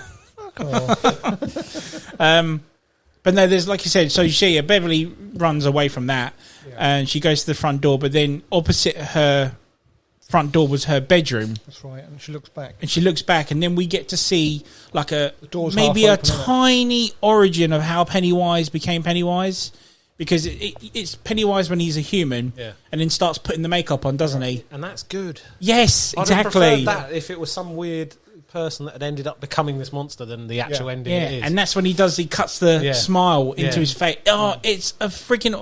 It's not a very long scene, but good God, it's so good. Yeah, it's so... Compared to that fucking CGI granny, anyway. And then he does that thing where he like goes, whoa, into the camera. And that was in the trailer. That was the last shot of the trailer. Yeah. And I love that scene. And then obviously this is what I'm saying. We need more of that. Yeah. I don't need all these CGI random monsters that have nothing to do with it. So she comes out of the house, and then turns out the house was completely abandoned anyway. It's deserted regardless. The Tim Curry one. Exactly. Yep. And the name on the door when she first went in was exactly the same as the Tim Curry one. Kirsch. Yeah. She thought it was Marsh. Right. She saw Marsh, and then when she does come out, she looks back again and she sees Kirsch. Both films exactly the same. Yeah, because it's derelict, and her father had, sorry, I'm trying to remember what happens to Bill, but Bill goes back to where Georgie died, doesn't he? Yeah. And he's like, give him back. Yeah. At some point, he picks up his old bike, doesn't he? Silver. Sorry, yes, you're right. We're only going to throw this in because it's Stephen King. That's right. So that's right. He goes past the shop and finds his old bike in there, and we see a cameo from Stephen King. Who makes a little joke saying your ending's a shit. Buys it back off of him. Yeah, you're a big writer. You've got plenty of money. You can afford it. Yeah. Still can't do endings though, can you? So and then he crashes his bike and finds that he's back at the sewer where Geordie died. The pedal falls off, doesn't it? The handlebars go down. That's and all it. That. Which, I wonder if they've done that deliberately, because in the first movie that bike is works, doesn't it? And that's it's right. how he saves his wife at the end. Maybe it's just throwing it down, like haha. Yeah, that's why the handles go down, because she sat on it, didn't she? Yeah. But anyway, that's a good idea, actually. Yeah, nice little nod, isn't it? Yeah. So he's like, oh, give me back my Georgie, even though it's like 27 years. Yeah. Well, not Georgie's a full-grown man by now with one arm anyway, if he was still around. Anyway, he gets pulled in, and it's like some sort of weird thing with all these children's arms pulling at him, wasn't it? Sort of thing. And as he comes out, he's got Georgie's boats in his hand, doesn't he? So that's Bill's token, is all memento. Yeah. But I forgot to tell you, he stumbles across that kid, doesn't he, who we find out dies later, on his skateboard. And the back of his skateboard is a very, very quick shot, but he actually has the wallpaper from The Shining in that. Oh, really? On the back of that skateboard. Oh, no. Which is we another... never noticed when we watched it last night. No, it's not the wallpaper, the carpet. The iconic red diamond. And it's very, very quick, John, and it's like very, very faded. Oh, okay. But if you watch it again... I will. Which again is another nod to Stephen King. That, we've forgotten about Eddie's little flashback at this point. Which I was going to get to now, because he goes back to the pharmacy, doesn't he? And there's a teenage girl, or just chewing bubble gum. And it's the same people. It's the same pharmacist for the creepy guy from the first one, wasn't it? And his daughter. The daughter was another... Who signed his cast, wasn't it? The daughter was the female bully who bullied Beverly. Smoking in the toilet, right? Oh, was it the same one? I can't remember. She's the female bully, and whereas Henry Bowers is the male bully. Yeah, but Henry took it to up a notch of a bullying side. Let's face it. Yeah, but the girl used to. She made Beverly's life hell in the school. Yeah, absolutely. But so that's when we didn't know until that part in the film that her father was the chemist.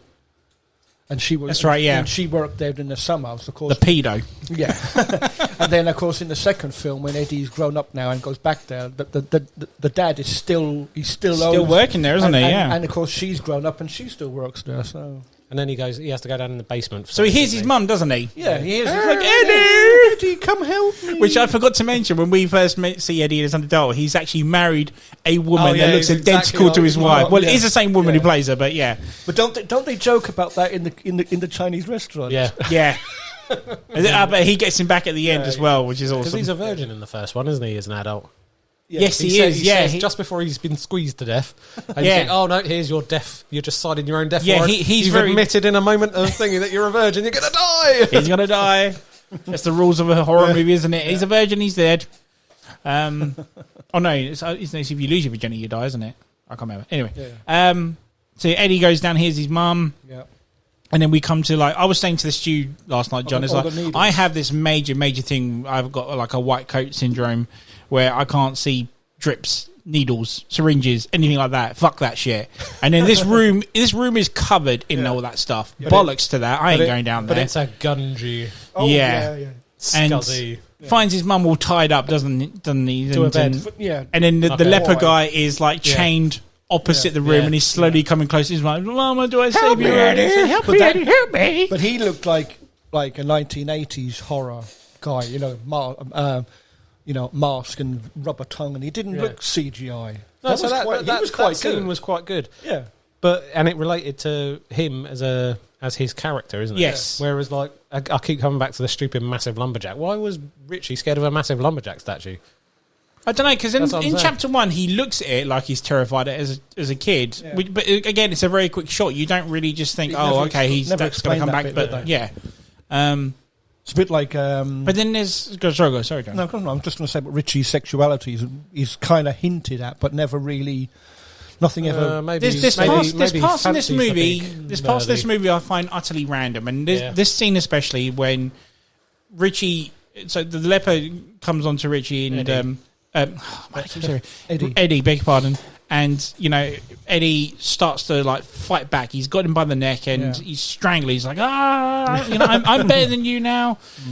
I'm going to defeat you, motherfucker. Die, rah, rah. And then all of a sudden, this leper pukes on him. Yeah. But at the same time, music is playing in the back. Just call me in on the morning. Why? Yeah. Why does that have to be so in there? randomness. It's utter random. There's another one later I'll come back to, and again, it involves Eddie as well. So, I didn't see the point of that. No. But he finds his, like I said, his momentum's the asthma pump, isn't it? Inhaler pump. Yeah.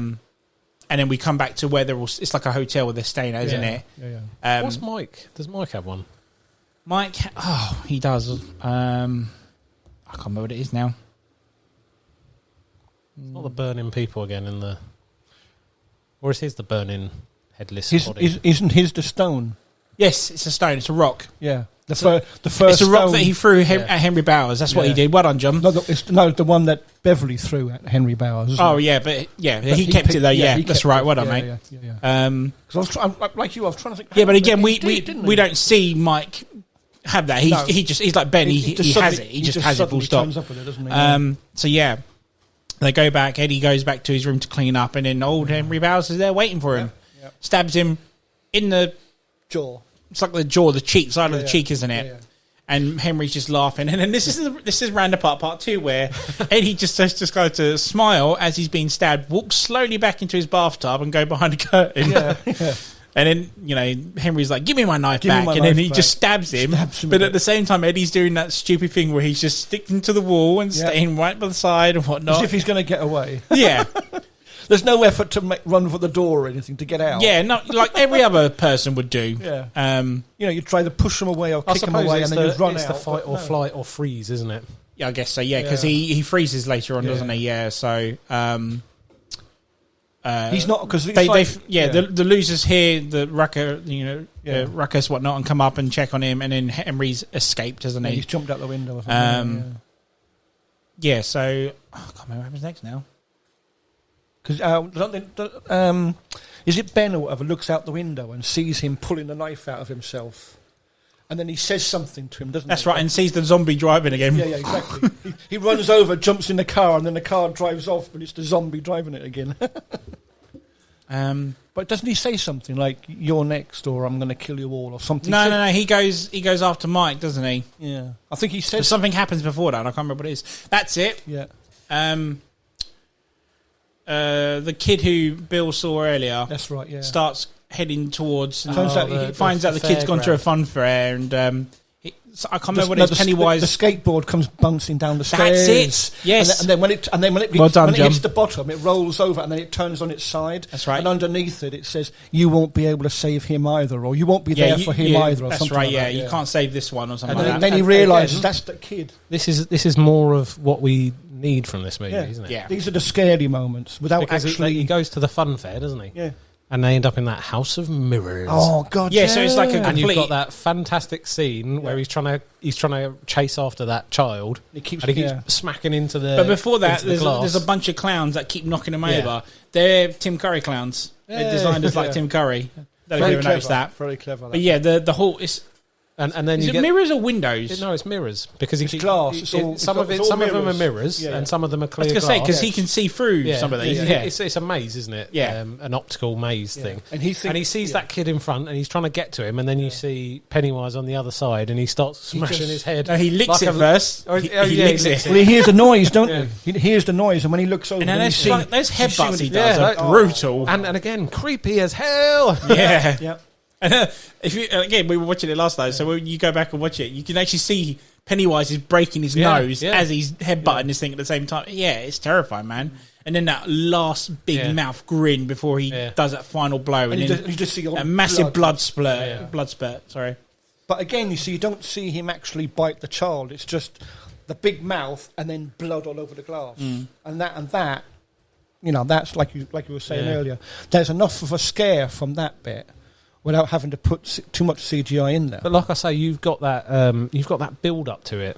It's not just here's something I'm throwing in your face. Yeah, because you know something's going to happen. You know it's going to happen. Yeah. You know it's probably you're not going to be able to do it, but you want him to get there in time. And you've got him bumping up against stuff, and then you've got Pennywise on the other side, and you've got that like heartbeat of him smashing his head on it. And it's that. Because almost everyone makes you feel like you want to flinch. Yeah, totally. Because it's so viscerally done. Because you're like along for the ride with him, aren't you? Yeah. Like, is he going to be able to save him? Well, you want him to. You're like, come on, get to that kid. Save Could you imagine if Bill started headbutting his But and it's that relentless sort of just other predator, isn't it? He doesn't even care that he's smashing his face up. He's just going to get through that glass, and you're just and then So you've got that build up of tension and everything, which is done really well. And it's not a massive lumberjack. Or a massive naked granny. Naked granny.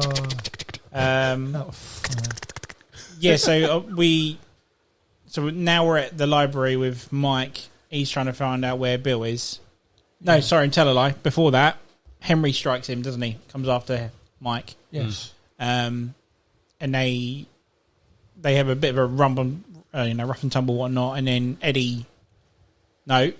Richie grabs an axe or some sort of like a decor thing. Native American, isn't it? They break it. They end up when Henry jumps on top of Mike, they end up crashing through display case or some sort. Yeah, and there's this Native American axe on the ground.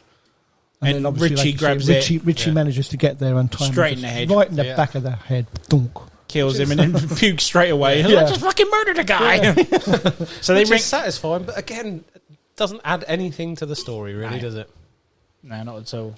But then they ring up. So they're meant to be all meeting up together, and they ring up where Bill is, and Bill is like really upset because that kid died. So I believe he goes straight for the house on Newbolt Street. Yeah. You've got to get me saying it all the time.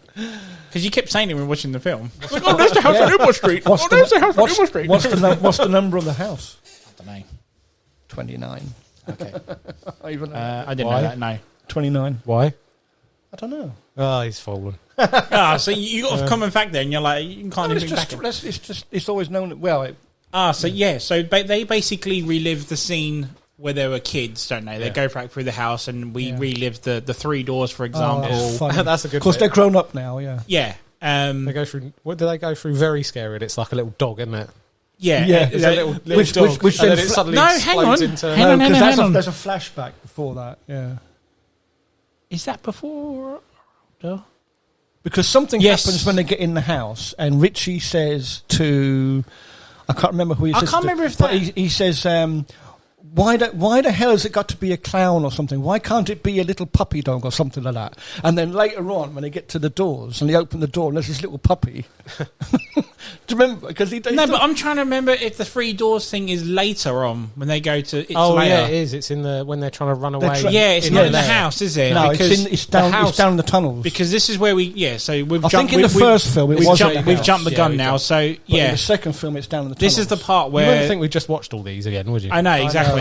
This is the part where we come to the Stan head, that's good. Which is a massive reference to the thing. Yeah. And even say the line from the movie as well. So if you're a fan of the film, you get the reference to it. It's in the fridge again, isn't it? That's right. It's the same fridge. And it's Stan's dead body this time, and his head pops off, and he's got legs like a spider, whatnot. Upside down legs. That's spider it. Legs. And Richie doing the famous, "You gotta be fucking kidding" line. which is again where Eddie freezes, isn't he? He's completely terrified. Yeah. He's pulling a stand. Let's face it. Because Richie's screaming at him, "Get the knife! Get the knife!" Yeah, and he just but do you standing remember? there. Do you remember what also was happening at the same time? Ben's getting cut up by Pennywise, and it's this really cool thing that you can't see him being done, but if you look in the reflection of a mirror, Bev looks back, doesn't she? there he is, and you see Pennywise cutting into him. So they have to destroy the mirror to stop him. For some reason, she looks over her shoulder, and then you see what she's looking at, and she sees them reflected in the mirror, and Pennywise standing over him, carving. Yeah, that's right. So yeah, but like you say, you just see the letters appearing on his stomach. That's but right. She sees him doing it. So she smashes the mirror and stops Pennywise, and then they stab poor old Stan in the head, and he escapes. Spiderhead Stan. He escapes, and they follow him again down to the well. They do the exact same thing as last time, but they go even further. I think where the you mentioned earlier, Dave, with the dancing clown stand was. That's all gone now, hasn't it? Yeah. And now there's like a massive drain hole, if you will. They go down which goes further down into the layer, isn't it? Is this the movie where they make him really small to finish him off? Yes. Yeah. Okay, we'll go on to that at the end. Yeah. So yeah, the big tent, almost the big top tent with all the floating children's gone, isn't it? That's all gone now, yeah. So we've gone down even further now. Even further layer, which is like which is something it's like a cave or some sort, isn't it? Well, I think what that is. That's what Mike guys in the comments, if you want to, Dave, just wrong. It's actually it looks like the asteroid. I think that's the part where the asteroid come down through the Earth. Because that's what Mike told them, hasn't he? That's the story. Because they look up and like this looks like this has been here years, and he's like, a few million years. But it's like a weird. Yeah, because Mike got all that. It's like a blast radius, isn't it? Sort of thing. Yeah, because Mike got all that from the Native Americans, didn't he? We did talk about that earlier. Yeah, so I think you're out there.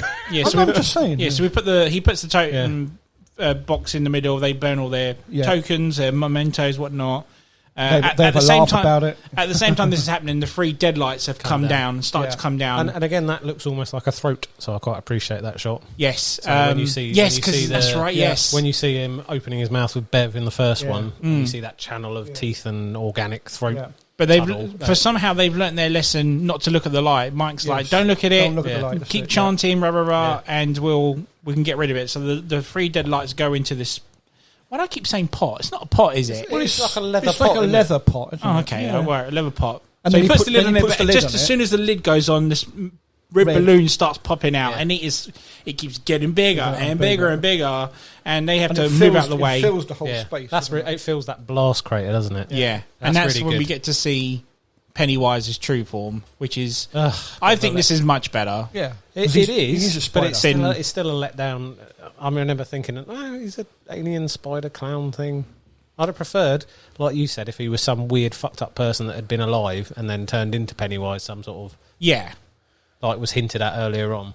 I don't like from this point on where they're just being chased around by a big CGI'd spider Pennywise. Yeah, I mean, I think we've established it's some sort of alien life form now because there's even parts where his hand turns into a spiked tentacle and whatnot. So it's obviously not of this world, is it? No. So, but this still may not be his true form because to them they're still scared of Pennywise. So we still get to see Pennywise, but with the body of its true form, but not the face of it. Anyway, Pennywise said, "Well, that didn't work, did it?" And says to Mike, tell him the truth, exactly. Like what really happens." Yeah.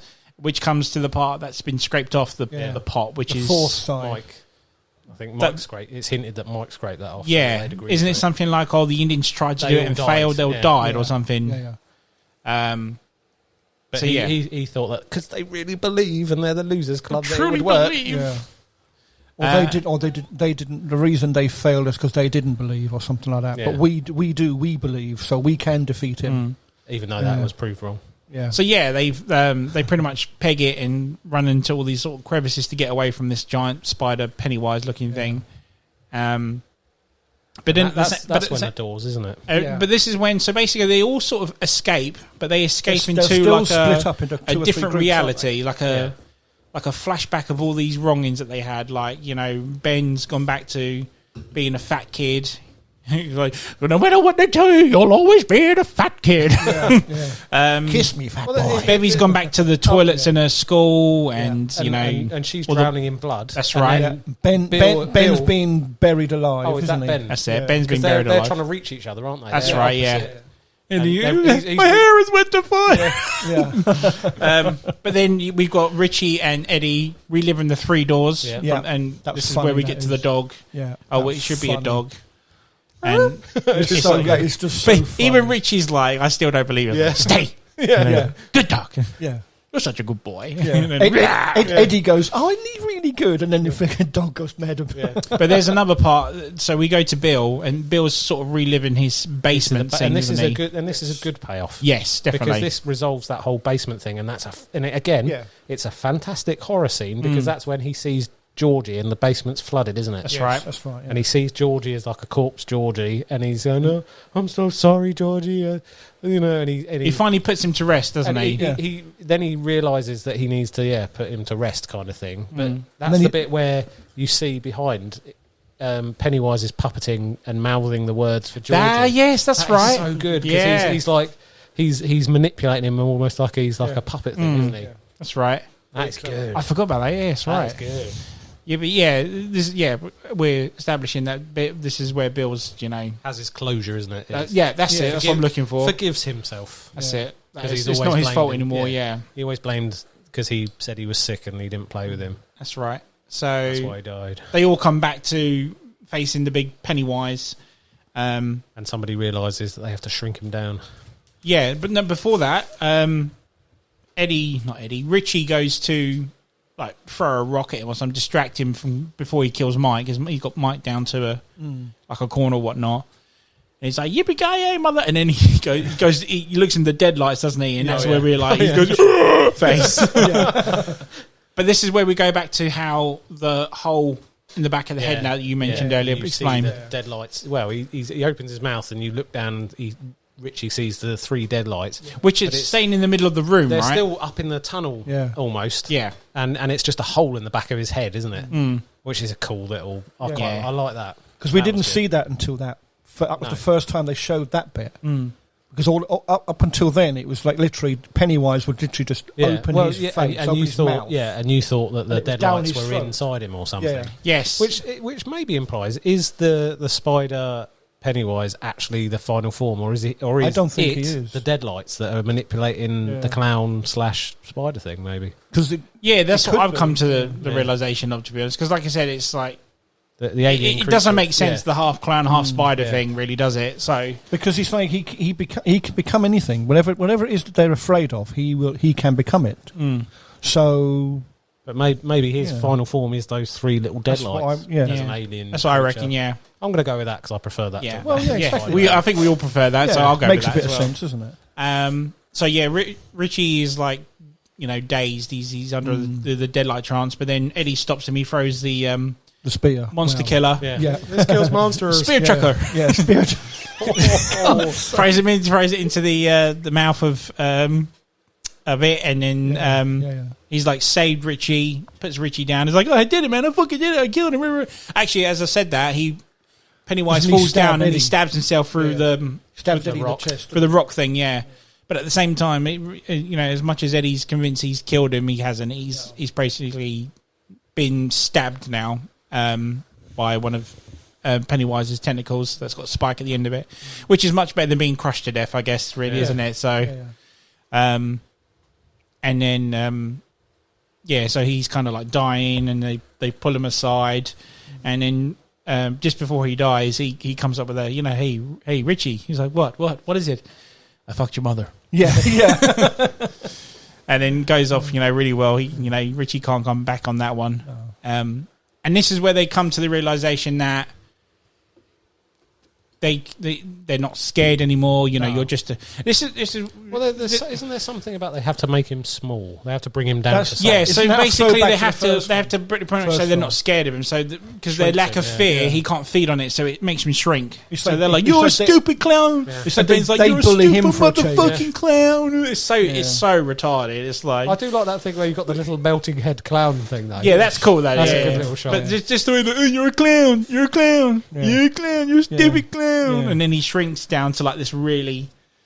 Almost like a child, isn't Yeah. he? He's- Well, it's little than that because it's just Yeah. literally his Yeah. face left Tiny over, isn't little it? body, isn't it? And then his face deflates, which Yeah. is quite. And a then good what do they little do shot. afterwards? Do you remember? He's still got something that's inside, and they reach in. Oh, they take his heart out. But, Yeah, same thing, isn't it? It's like he's still alive, but they can just hear a heart beating. Plunge his hand in. But then going back to what you were saying about how the deadlights are the actual. Yeah, maybe they didn't kill it. Well, no, because as soon as they crush it, they go out, don't they? Yeah, yeah, one by yeah, one. they- So yeah. maybe your theory is I don't know. quite true. I just like to think that maybe. I just Yeah. don't like random alien spider thing. Keep telling yourself that. So and then they've defeated it. Finally, they've killed it. The whole place blows up. They get out just in time. They leave Yeah. poor Eddie's body behind. Yeah. Which is, what kind of friends are you? Exactly. Exactly. And I couldn't understand why they didn't drag him out. Yeah. but then when they go back into Derry, Did you there's climb a well dragging someone out? yeah, true. Yes. Especially a long fucking well Yeah, yeah. on a rope and got Yeah. someone's dead body. Yeah. True. So they get out and there's a shot I really like where they go back to Derry and they look back in it's like a reflection of a window of a shop, and it's them. Yeah. Yeah. and they even though the whole of the losers haven't survived, and they look in that reflection, there they are there. And isn't this where we find out about Stan and his letter? Yes. Yeah, so they all go No, they all go back yeah. to their lives, and then Mike says, "Oh, Mike rings, did you receive it?" He rings and up, he's like, he "What?" rings up Bill. doesn't he? Yeah. Says, "Oh, did you receive the letter?" And he's like, Yeah. "What letter?" He says, "Oh, it's a letter from Stan."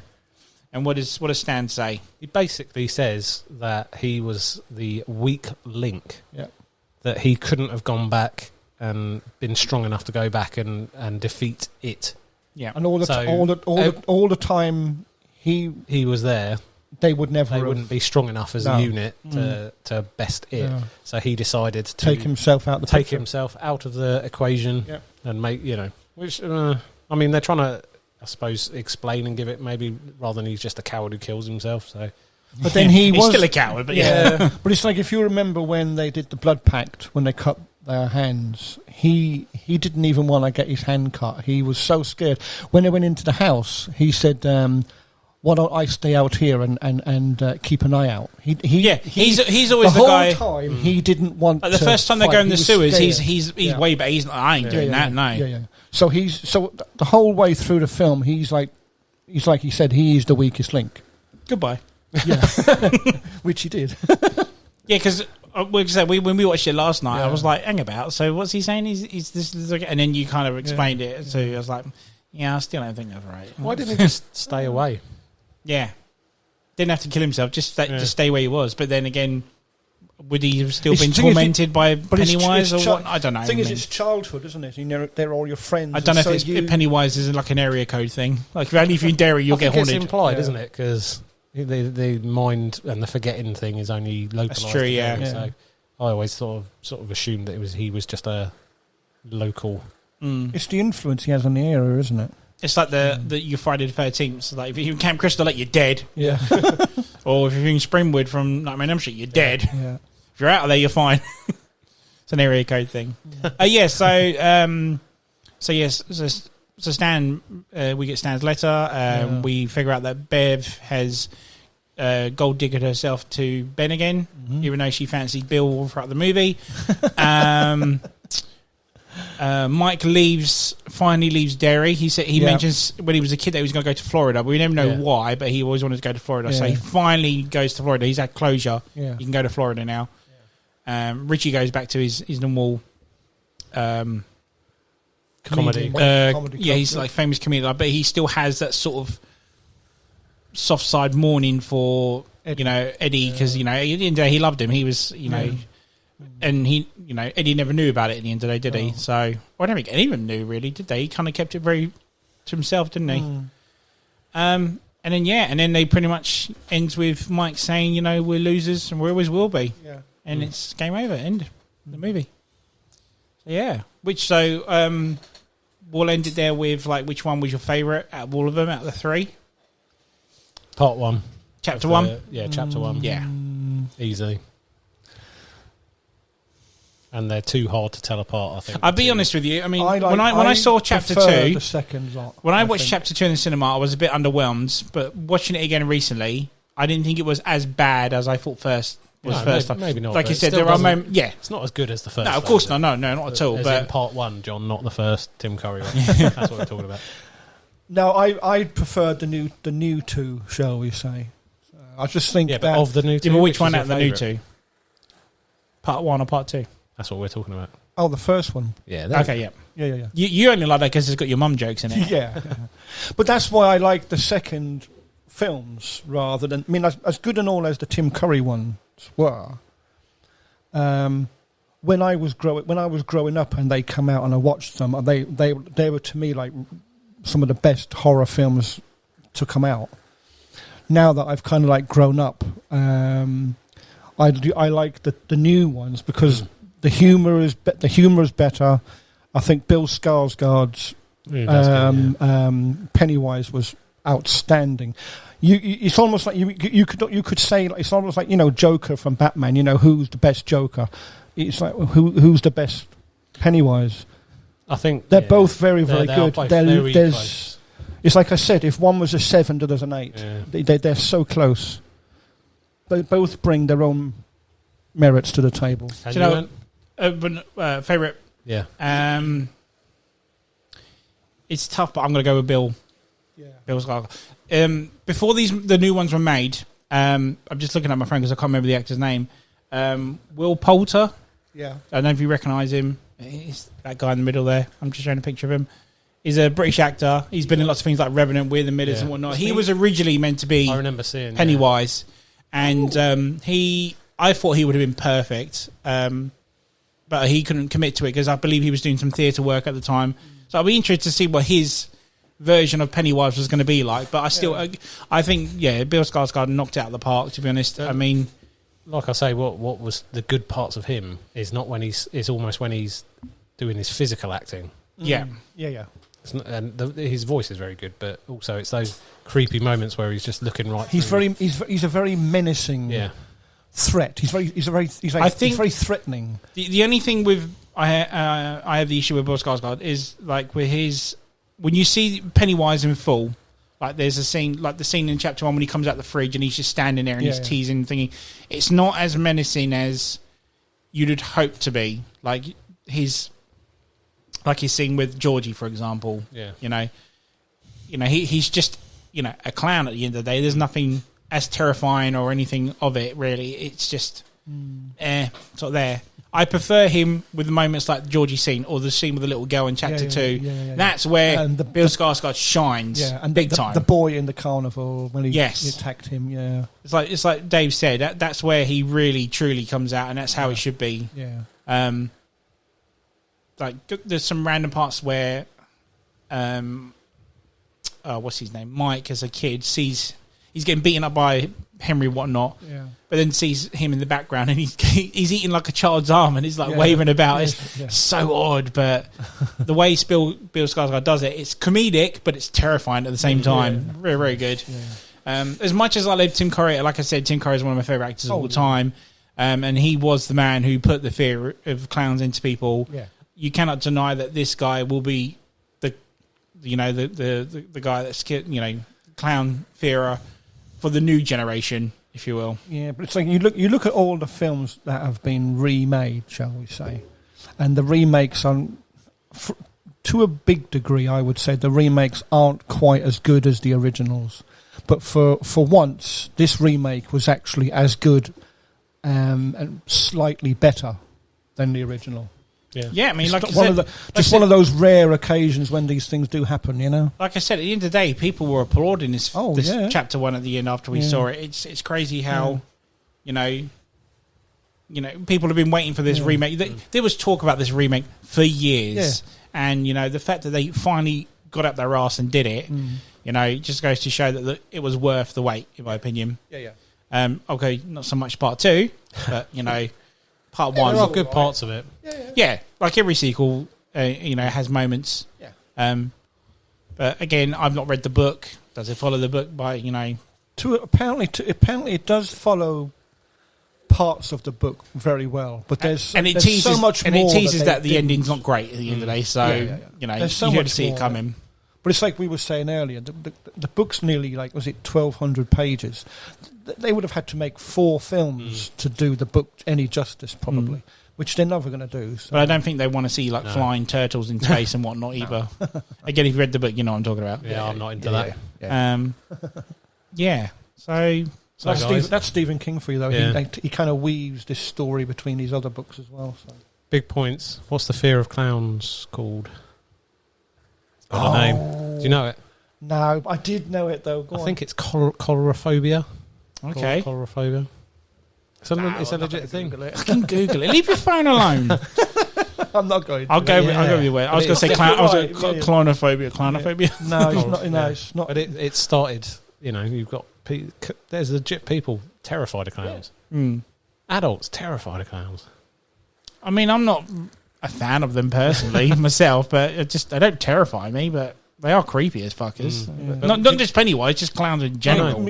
I mean, because once when I'd seen the Tim Curry ones, One. well, you know what I mean, because it was a mini series, wasn't it?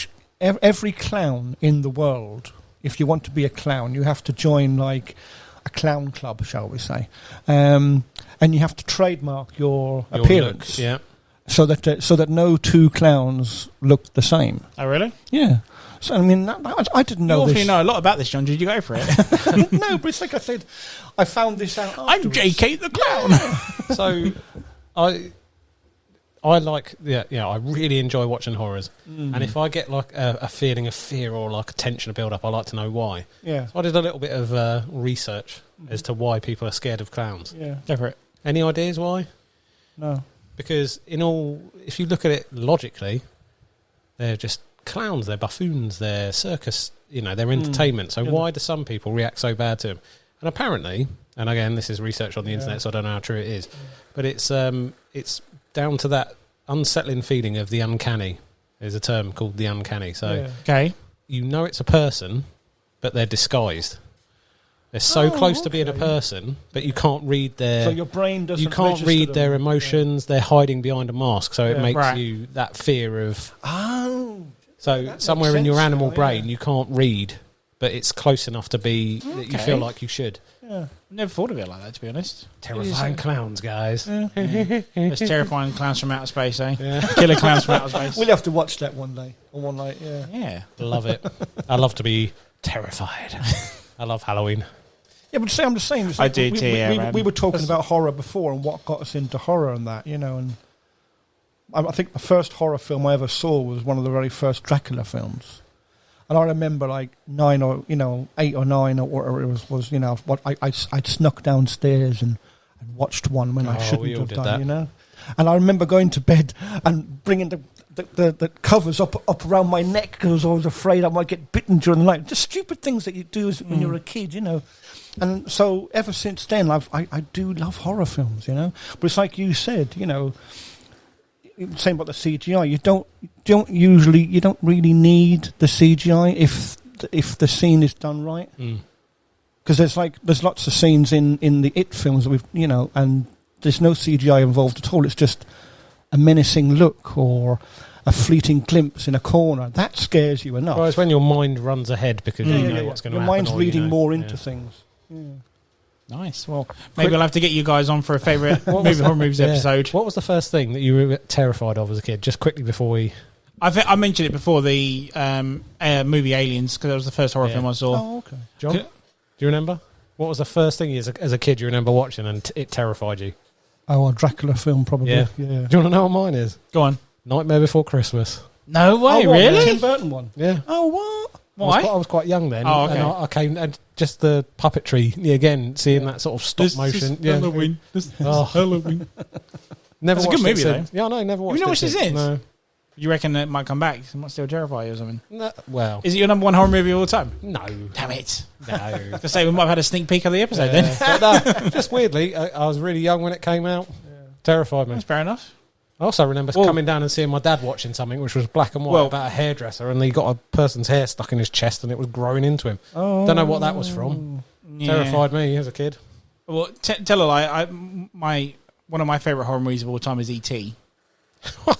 But that's a long story. We'll come into that in another episode because that. that's a very, very long story. It's childhood horror. I remember seeing when I was a kid a horror film with someone's hand. Did his finger glow and start? No. Phone home. Some guy had his hand cut off.